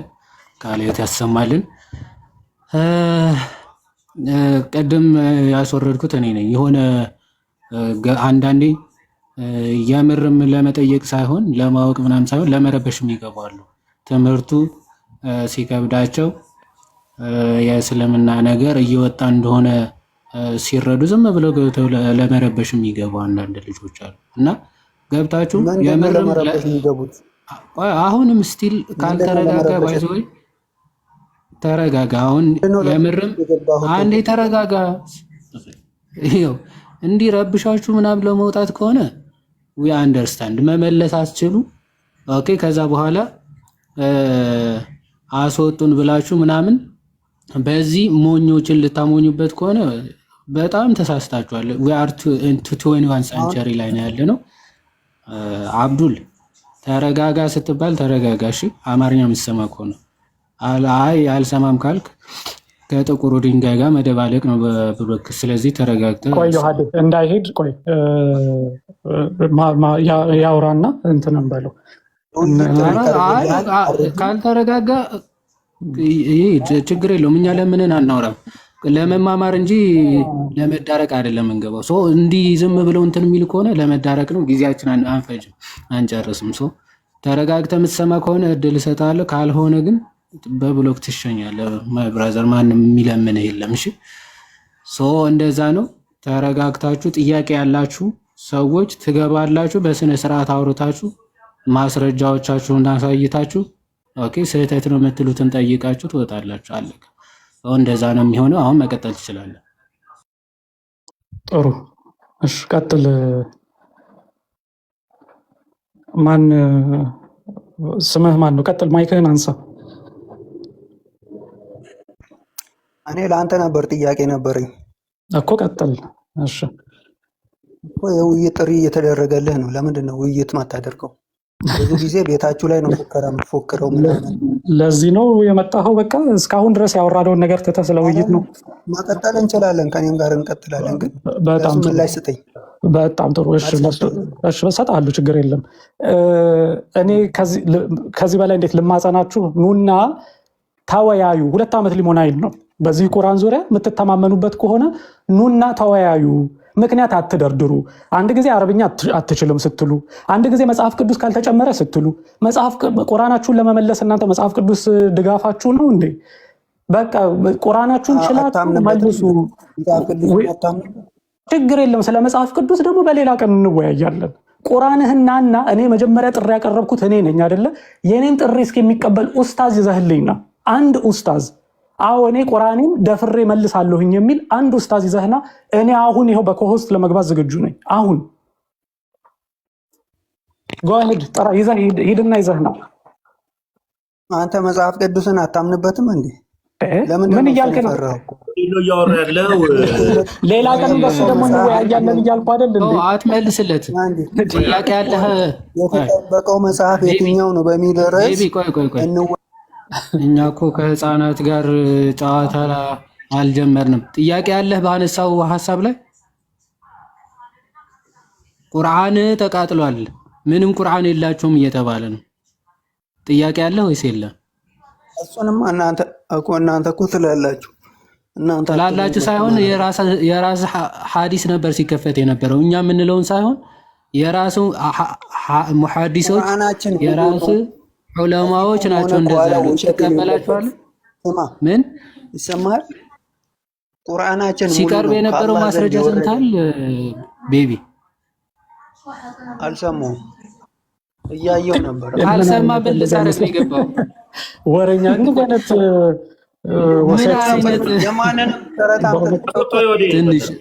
ትንሽ ከዓባ የካዕባ ድንጋይ ጠራጊ ነው መሰለኝ። ነው በቃ ይሄ ነው ፐርፌክት ሙስሊም ማለት ይሄ ነው። አንፎርቹኔትሊ የሚያሳዝናችሁ ነገር በቃ ትክክለኛ ሙስሊም ማለት እንደዚህ አይነት ናቸው።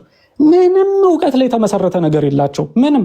አሁን እዚህ ጋር የተቀመጠውን ሐሳብ እንዲች ብሎ እንኳን መሞገት አይችልም። ምን እንደተነገረ አላቅም ማለት አያችሁ። አንድ ሰው እስልምና ውስጥ የሚቆይበት ብቸኛው ምክንያት ካለማወቅ ነው እንጂ ቢያቅ እኛ ቁርአናችን እንደዚህ እናንተ ትላላችሁ አለ። እኛን እንደ ያለው እስልምና አለኝ የምትላቸው በጣም ጥርት ያሉ የምትላቸው ዘገባዎች ናቸው እንደዚህ ያሉ እንጂ አረዲ አይደለም፣ ክርስቲያን አይደለም። ይሄንን የጻፈልህ አንተ የምታስበውና የተጻፈው የተለያየ ነው። ሙስሊሞች የምታስቡትና የተቀመጠው የተለያየ ነው እያልህ ነው። ስለዚህ እዚህ ላይ እኛ በእውቀት መመለስ እንችላለን የላችሁም የመጀመሪያ ቁርአን ስትባሉ በእውቀት መመለስ እንችላለን የምትሉ ሙስሊሞች ስትባል አንተ ነህ የምትመጣው። ጌታ ሆይ ኧረ እባካችሁ ሙስሊሞች አንዳንድ ጊዜ ትንሽ የተማረ ለመሆን ሞክሩ። አደግ በሉ እስኪ።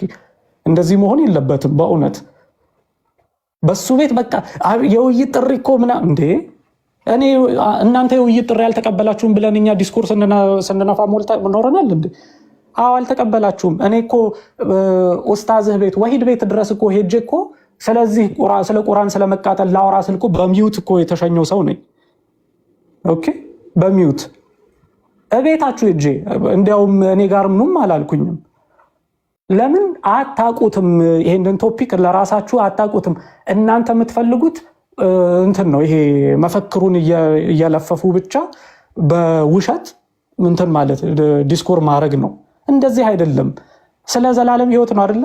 የእግር ኳስ እኮ ቲም አይደለም እየደገፋችሁ ያላችሁት።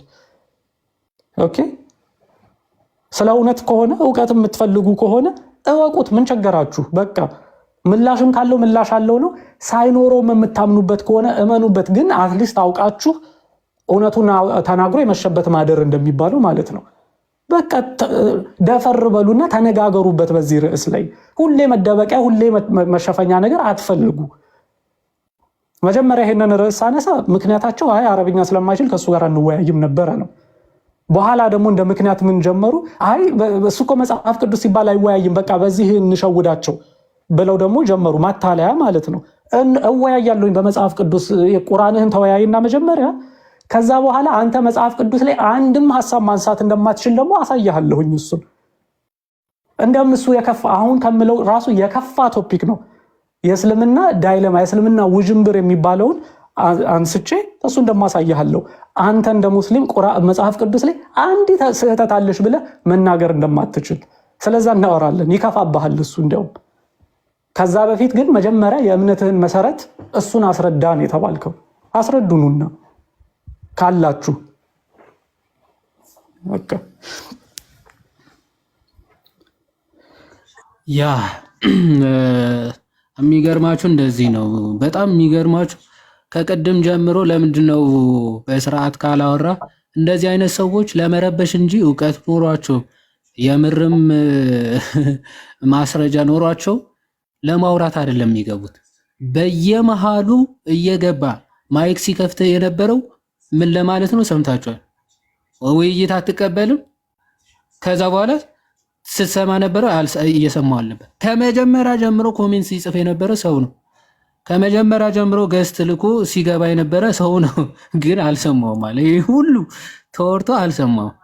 ወይ ዘር ተቂያ እየተጠቀመ ነው አለበለዚያ ኦፍ ኮርስ ተቂያ እየተጠቀመ ነው። ምክንያቱ ምንድነው? ሰምቷል፣ ግን ማስረጃውን ሊያፈርሰው አይችልም። እናንተማ ትላላችኋል። የራሱ ኡስታዞች የራሱ ሐዲሶች የሚናገሩትን ጽሁፍ እየቀረበለት እናንተ ናችሁ ያላችሁት። በቃ ይሄን ያክል ህሊናችሁን መሸወድ አትችሉም። አክቹአሊ እንዴት እንደምትተኙ ራሱ እንዲህ ብላችሁ ራሳችሁን አጽናንታችሁ እንቅልፍ ራሱ ይወስዳችኋል ማለት የሚጠቀሱላችሁ ሐዲሳቶች አስተውላችኋቸው ፋትሐል ባሪ ሰሒሐል ቡኻሪ እየተባለ ነው እየተጠቀሰላችሁ የነበረው። ግን መስሚያችሁ ጥጥ ነው። በጣም ታሳዝናላችሁ። ኤኒዌይስ እንደዛ ነው። አሁንም ሲነሳ የነበረው ሐሳብ ትክክል አይደለም፣ ጥያቄ አለ ምትሉ ካላችሁ ሙስሊሞች መሞገት ትችላላችሁ። ሼር አድርጉላቸው። አስተማሪዎቻችን ናቸው ምትሏቸውም ካሉ እንቀበላለን።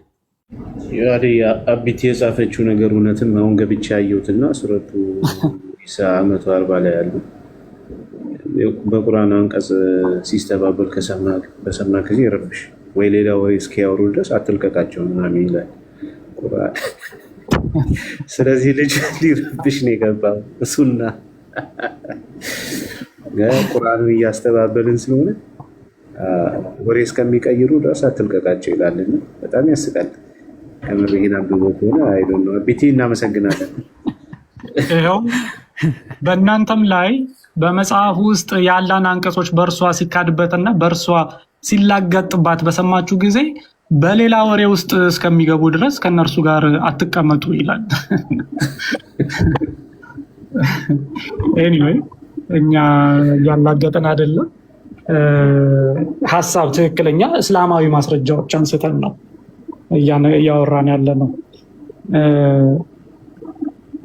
እስኪ ቢኒ ያነሳውን ሐሳብ ግን ኮሜንት ላድርግበት። ቀደም ያነሳው ሙስሊሞች እስከሚገቡ ድረስ ካሉ ኦብቪየስሊ በነገራችን ላይ ስለ መሐመድ ሐዲስ ተነስቶ ቢሆን ኖሮ በሰልፍ ይገቡ ነበረ።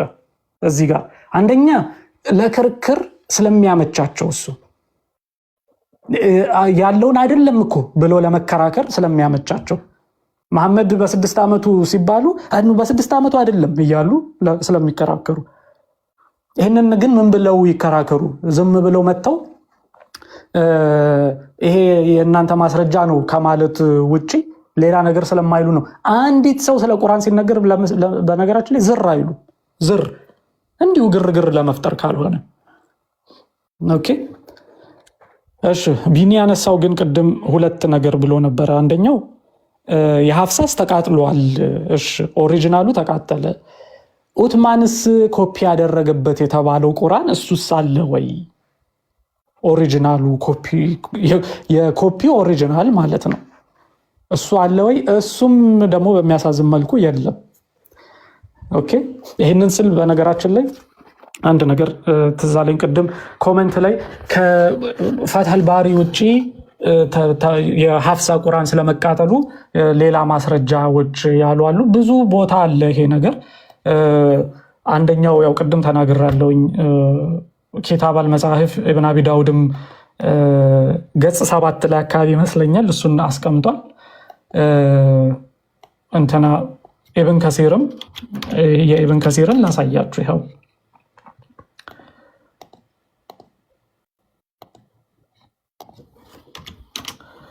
ኢብን ከሲር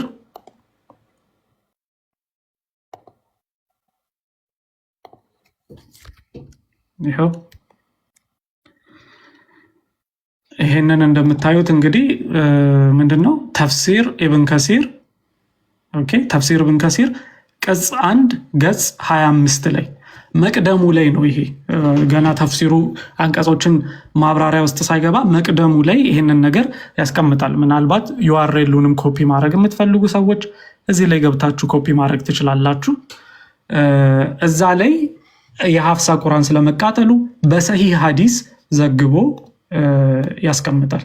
ይኸው እዚህ ላይ ማርዋን ብላችሁ ብትፈልጉ ይኸው then Uthman returned the pages to Hafsa ከዛም ኡትማን ለሐፍሳ መለሰላት and they remained with her until Marwan ibn al-Hakam sent her requesting them ኡትማን ለሷ ላካላት ከዛም ሐፍሳ ጋር ተቀመጡ ያ መጽሐፍ ወይንም ወረቀቶቹ መርዋን አምጪ ብሎ እስከሚጠይቃት ጊዜ ድረስ but she did not give them to him until she died እርሷ ግን እስከ ሞተች ጊዜ ድረስ አልሰጠችውም።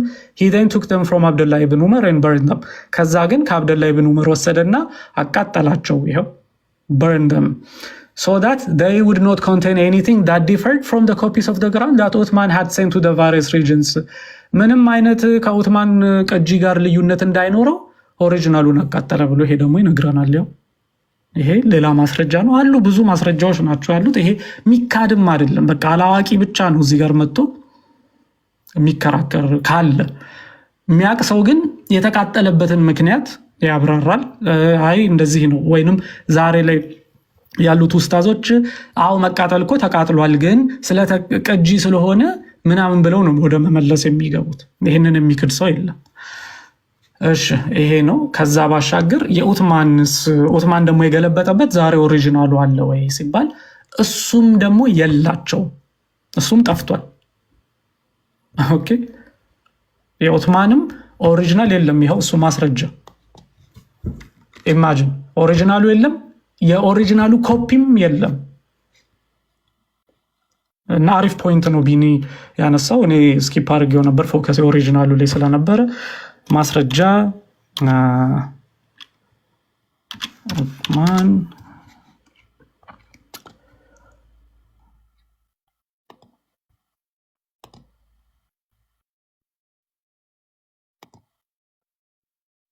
ኦኬ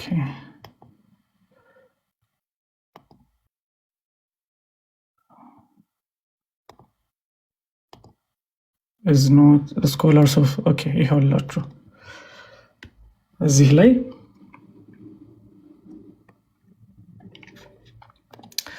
ይሄ ኡለማል ቁርአን የሚል ጽሁፍ ከግብጽ ሀገር ከሚገኘው አልዛህር ዩኒቨርሲቲ የታተመ መጽሐፍ ነው።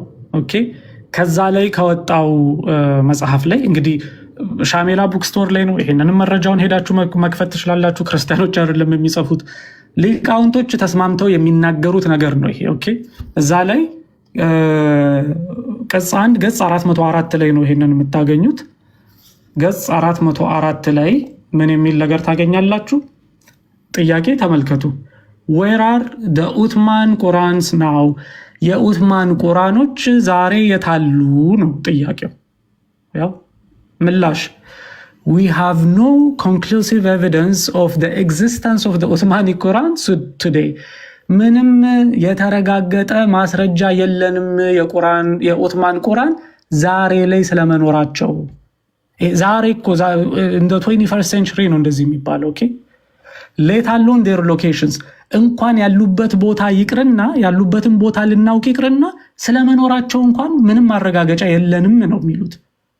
all we know is Ibn al-Jazari saw a Quran in Syria during his time and another in Egypt አንድ የምናውቀው ነገር ያለው ኢብን አልጀዛሪ 15ኛው መቶ ክፍለ ዘመን ላይ ነው። እንግዲህ ልብ በሉ ኢብን አልጀዛሪ ሲሪያ ውስጥ የሆነ ያየው ቁርአን እንዳለና ግብጽ ውስጥም ደግሞ ሌላ አየውኝ ብሎ ከተናገረው ውጪ ምንም ማስረጃ የለንም። ይሄው እኛ አይደለንም ክርስቲያኖች አይደለንም። ተጨማሪ ማስረጃ በአንድ ማስረጃ በሁለት ሲሆን ስለሚጠነክር ሁለት እናድርግላቸው። ሶስት እንደውም ካፍስ ያስፈልገን ጨምራለን። ይሄው ተመልከቱ።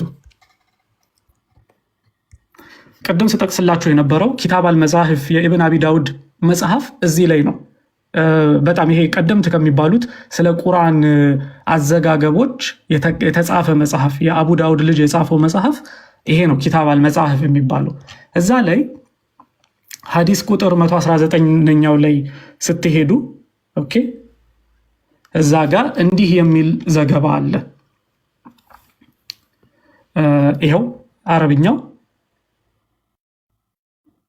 ይሄንን ዘገባ ወስጄ ትራንስሌት አድርጌ ላሳያችሁ ምን እንደሚል።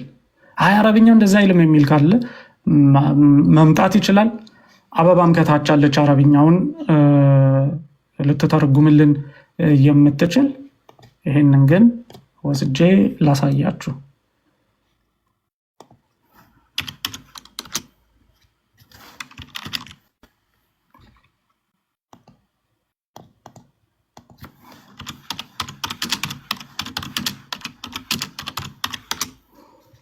እሺ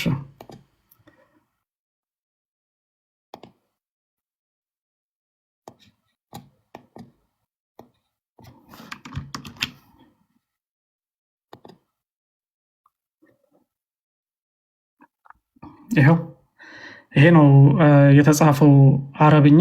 ምንድን ነው የሚለው? አያስድ ማሊክ ኢማም ማሊክን ጠየቅኩት። ይሄ እንግዲህ 10ኛው መቶ ክፍለ ዘመን ላይ የተጻፈ ነው። ደግሞ አሁን 21ኛው መቶ ክፍለ ዘመን ብቻ ሳይሆን የዛኔ ጥንት ጀምሮ ራሱ እንደሌለ በሐዲስ የተዘገበ ዘገባ ነው። ይኸው ምን ይላል? አያስድ ማሊክ አባውት ሙስሐፍ ኮዴክስ ኦፍ ኡትማን፣ ስለ ኡትማን መጽሐፍ ኢማም ማሊክን ጠየቅኩት። የማሊኪ መዝሃብን መስራች የሆነውን ማለት ነው። ጠየቅኩት። ከዛስ ኤንድ ሂ ሴድ ቱ ሚ፣ እርሱም መለሰና እንዲህ አለኝ፣ ኢት ኢዝ ጎን ሃዝ ዲስአፒርድ፣ ጠፍቷል ብሎ መለሰልኝ ይላል። እስኪ እንዲህ አርጌ እዚህ ላይ ላሳያችሁ። ይኸው ማሊክን ስለ ኡስማን አላ በሱ ላይ ይደሰት ሙስሐፍ ኮዴክስ ጠየቅኩት፣ እሱም ጠፍቷል አለኝ ይላል። ይኸው ኢትስ ጎን። ማሊክን ስለ ኡትማን ቁርአን የለም፣ የኡትማንም የለም፣ ሐፍሳም የለም፣ የኡትማንም የለም። ይሄ ደግሞ ሰሂህ ሐዲስ ስለመሆኑ ይኸው ኢስናድሁ ሰሂህ ብሎ ያስቀምጣል። ያው ሰሂህ ሐዲስ ነው። ስለዚህ የኡትማንም የለም የሐፍሳም የለም። እና ይሄንን ይዘው ሙስሊሞች ስለ ክርስትና ላይ መጥተው መጽሐፍ እኮ እናንተ መጽሐፋችሁ ኦሪጂናላችሁ እኮ ብለው ሲናገሩ ያለምንም እፍረት በጣም በጣም በጣም ይገርማል፣ ይደንቃል። እንደዚህ ነው። ቀጥሉ ካላችሁ ሙስሊሞች ግን ፕሊዝ ኑና አይ አንተ የምታነበው የራስህ ማተሚያ ድርጅት ስላለህ እያሳተምክ ነው የምትሉ ካላችሁ መታችሁ መነጋገር እንችላለን። በዛም ሄድክ በዚህም መጽሐፍ የላቸውም በቃ የሚለውን ኮንክሉዥን እንሰጣለን ማለት ነው።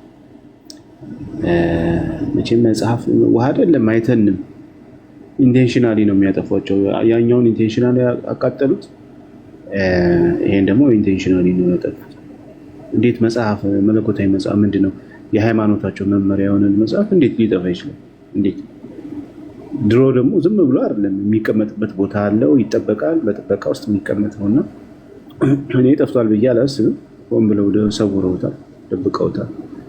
ምክንያቱም በ1924 ላይ ስታንዳርድ አድርገው ሐፍስ የሚባለውን ቁርአን ከማምጣታቸው በፊት ከዛ በፊት በስፋት የሚነበብ ሌላ ቁርአን ነበረ።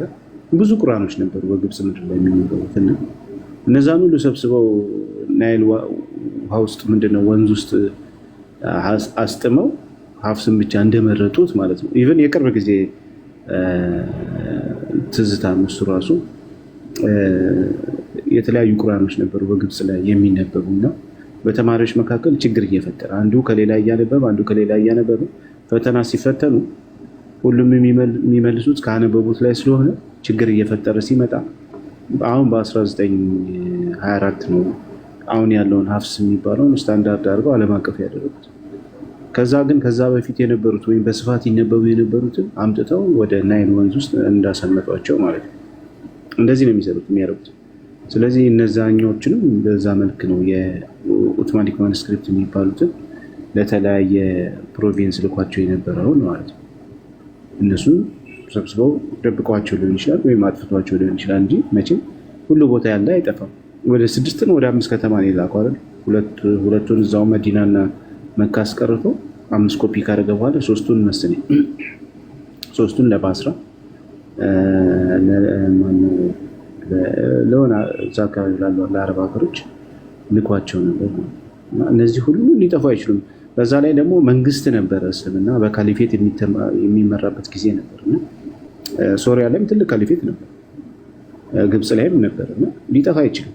መጽሐፉ በጭራሽ ሊጠፋ አይችልም እና ደብቀውት ነው ብዬ ነው የማስበው። ኤኒሃው ገብተው የሚጠይቁ ሆነ ይጠይቁ። ታሪካቸው ይሄ ነው እንግዲህ። ቁርአንና ዳራው ብሎ መጽሐፍ የጻፈው ሰውዬ መጽሐፉን ቢያቃጥለው ነው የሚሻለው። አቡ ሃይደር ሪቪው አድርጎለት ከዚህ የተሻለ እንዲህ አይነት መጽሐፍ ይዞ ቢመጣ ጥሩ ምንድነው ከዚህ የተሻለ መጽሐፍ ይዞ ሊመጣ አይችልም። ምክንያቱም አቡ ሃይደር ነው ሪቪው ያደረገለት፣ ጂኒ እና ጆኒን እንኳን ለይቶ ማያውቅ ማለት ነው። ስለዚህ እንደዛ ሊሆን ስለሚችል ካላችሁ ሙስሊሞች ብታደርሱለት። እንዲህ ብለህ ጽፈህ ነበር አልተቃጠለም ተጠብቋል አጠባበቁ ብለህ ጽፈህ ነበር፣ ግን ማቴሪያሎች የሚያሳዩት እንደዚህ መቃጠሉ መጥፋቱ ነው። ስለዚህ ምን ታረቅ አከሰርከን። እኛም አንተን አምነን ገዛንህ መጽሐፉ፣ ግን ውሸት ነው የተጻፈው። ወይ እናቃጥለው እንደ ቁርአን ወይ እናጥፋው እናስምጠው ውሃ ውስጥ ብላችሁ ጠይቁት። ከስራችኋል መቼም። ይሄን የተከናወነባችሁ ሙስሊሞች ነጋዴዎች ያው በውሸት ሆዷችን ነፍተው እነሱ ብራቸውን ሰብስበዋል። ያለው ነገር ይሄ ነው። እኔም ልወርድ ነው፣ በቃ ወደ ስራ ልመለስ ነው። መልካም ጊዜ፣ በጣም ደስ የሚል ጊዜ ነበረ። መልካም ጊዜ። ዩሃድዬ በስንት ጊዜ ነው ያገኘው? ስላገኘው ደስ ብሎኛል። ተሜንም ስላገኘው ደስ ብሎኛል። መልካም ጊዜ ነው። አረዲ ይቀጥል። በቃ ታንኪ ዩ። እግዚአብሔር ያክብርልን። በጣም እናመሰግናለን። እናመሰግናለን ቢኒ፣ እግዚአብሔር ይስጥልን፣ እግዚአብሔር ያክብርልን። እኛም እናመሰግናለን። አይ ቲንክ የሚገቡ አይነት አይመስለኝም። ማስጠንቀቂያ ተሰጥቷቸዋል። ድርሽ እንዳትሉ፣ በቁርአን ዙሪያ ሲነሳ ድርሽ እንዳትሉ፣ የምናውቀው ነገር የለም ተብለዋል። ኡስታዞቹ ራሱ አሁን እንትን አይ ጀግናው ራሱ ኧረ ጭራሽ አልተቃጠለም ብለው እየተከራከረ አሁን ኢንፎርሜሽኑ ራሱ ገና አልደረሳቸውም እና አሁን ምን ብለን ደግሞ ነው ይሄንን ዳይፍ ነው እንበል ምን ብለን እንቀባጠር እያሉ እየተመካከሩበት ነው። አልደረሱበትም መሰለኝ። በቃ የተወሰነ ደቂቃ እንጠብቃቸው። ምናልባት የሚገባ ካለ ሼር አድርገውለት ሼር አድርጋችሁ የሚገባ ካለ የተወሰነ ደቂቃ እንጠብቃችሁ። ካልሆነ ብዙ ነገር እንደተማራችሁ ተስፋ እናደርጋለን። በሰፊው እንሄድበታለን እግዚአብሔር ከፈቀደ። ሌላ ጊዜ ደግሞ እያንዳንዱ ማኒስክሪፕቶች ላይ ያሉ ዲፈረንሶችም ውስጥ በቁርአኖቹ መካከል ራሱ አንድ መጽሐፍ ብቻ ነው ያለው የሚል ሀሳብ ያነሳሉ። የምርም አንድ ቁርአን ብቻ ነው ያለው በዓለም አቀፍ ደረጃ ምንም ልዩነት የላቸውም ምናምን የሚሉ ደግሞ በሰፊው እንሄድባቸዋለን እግዚአብሔር ከፈቀደ። ለዛሬ ግን ኦሪጂናል ማኒስክሪፕቶቹ የቁርአን እንደሌሉ እንደጠፉ በሚገባ አይተናል። አሁን ደግሞ እያንዳንዱ ቨርስ ውስጥ ደግሞ መጽሐፉ ራሱ አሁን ያለውና ጥንት የነበረው መጽሐፍ ደግሞ አንድ ነው፣ ልዩነት አላቸው፣ ቀይረውታል፣ ጽሁፎች ቀያይረዋል የሚለውን ፈርዘር ዲቴይል እንሄድበታለን ነው። አይ ቲንክ እያየሁኝ አይደለም። ምናልባት አረዲ ሰመራይዝ አድርገውና እንዳልኩት ነገም እሁድ ስለሆነ እንትን እንጨርስ በቃ። እሺ ቴንክ ዩ ሃዲ፣ እንደዛ ይሻላል። ከታችም አይቻለሁኝ ኮሜንቶች ስለ ሰና ማኒስክሪፕት፣ ስለ በርሚንግሃም፣ ስለ ፍየል ስለበላው ምናምን የሚልና ለዛ ነው ሰፊ ነው ይሄ ርዕስ በጣም እና በተለያዩ ፕሮግራሞች እያደረግን እንደ አስፈላጊነቱ እናነሳቸዋለን። ያው እኔም ላይቭ ስከፍት እናነሳቸዋለን። እነሱ ገና ላዩን እየነካን ስለሆነ ነው። ያው ነጥቡ ግን ምንድን ነው? ዮሐዴም ኦልሬዲ ሰመራይዝ አድርጎታል። ነጥባችን ኦሪጂናል የሚባል ሙስሊሞች ብትጠይቁ ብታነቡ እዚህ ጋር ከኛ ጋር ገሌ ውሸታም ገሌ እንደዚህ ብላችሁ ባልተከራከራችሁም ነበር። ካለማንበብ የመጣ ችግር ስለሆነ ወይ ደግሞ ስናሳያችሁ ማስረጃ ይዞ ደግሞ ኦኬ እዚህ ጋር ነው እንደዚህ ይህንን ነገር ያገኘው አይደለ ሄጄ ትክክል አለመሆኑን ቼክ አድርጌ አስጠይቄ ራሴ እንኳን ማንበብ ባልችል አስጠይቄ አምጥቼ መልሱን አመጣለሁ ይባላል። እንደ አዋቂ መነጋገርን ልመዱ። ከዛ ባሻገር እናንተም እንድታስተውሉ የምፈልገው እስኪ አዋቂ ነን የሚሉ ሙስሊሞች ለምንድን ነው በዚህ ርዕስ ላይ የማይገቡት? ተመልከቱ እስኪ። ሌላ ሀዲስ ምናምን ገለመሌ ሲነሳ ሰልፍ የሪኩዌስቱ ብዛት ቁጥር የለውም። ኦኬ ግን አንድ ሙስሊም አንድ አዋቂ ነኝ የሚል ሙስሊም እዚህ ነገር ላይ ግን ድርሽ አይልም። ለምንድን ነው ብላችሁ ራሳችሁን ጠይቁ። እንኳን እነዚህ ቲክቶክ ላይ ያሉ ይቅርና በምሁራን ትልልቅ ምሁራን ደረጃ ያሉ ሙስሊሞች ይሄ ራስ ምታት የሆነ ቶፒክ እንደሆነ ራሳቸው የመሰከሩ ናቸው። በቃ ለሙስሊሞች በጣም ከባድ ከሚባለው ቶፒክ መካከል የሐሩፍና የቂራአት ጉዳይ የቁርአን አመጣጥ ጉዳይ ከባድ ቶፒክ ነው ተብሎ የሚቀመጥ ነው ብለው የተናገሩት ነው። እና ለምንድን ነው ይሄ እኛ የሚነገረን እኮ ቁርአን ቀላል አይደል እንዴ? በቃ ዝም ብሎ የተላለፈ ከመሐመድ ለመሐመድ ተሰጠው መሐመድ ለሰሃባዎቹ ሰጠ ሰሃባዎቹ በቃ ለኛ አስተላለፉልን አይደል እንዴ? መጀመሪያ የተጻፈው አይደል እንዴ እጃችን ላይ ያለው? ምንድነው ይሄን ያህል የሚከብደው ብላችሁ ራሳችሁን ጠይቁ። የሚከብደው ለምንድነው? የተነገራችሁና እውነታው የተለያየ ስለሆነ ነው። ኦኬ ለዛ ነው እኛ ይሄንን ማንሳት እንቀጥላለን። ዮሐዴ በጣም እጅግ አድርገን እናመሰግናለን። እንግዲህ ያው እናንተ ጋርም እየመሻ ስለሆነ በቃ በዚህ እንጨርስ ለዛሬ። ሁላችሁም ታች ያላችሁም እግዚአብሔር ያክብርልን፣ ያዕቆብ ሌሊት ያርግልህ። በዚህ እንጨርስ። ቴንኪዩ በጣም አሚን አሚን። አርዲ እግዚአብሔር ያክብርልን፣ ጸጋውን ያብዛልህ፣ ቃሌት ያሰማልን፣ የአገልግሎት ዘመንህን እግዚአብሔር አምላክ ረጅም ያድርግልን እና ቤተክርስቲያን የምታገለግልበት እድሜ ጤና ይስጥ። ያ ስለነበረን ሰዓት ሁሉ እግዚአብሔር አምላክ የተባረከና የተመሰገነ ይሁን። መልካም ዕለተ ሰንበት። ነገ እሁድ ነው። ኢትዮጵያ ውስጥ ያላችሁ ቤተክርስቲያን ለመሄድ ሞክሩ። የሌላችሁ ደግሞ በያላችሁበት ያው መልካም ዕለተ ሰንበት ይሁንላችሁ። የክርስቲያኖች ሰንበት ማለት ነው። እናመሰግናለን። መልካም አዳር። አረዲ በርታ፣ አትጥፋ።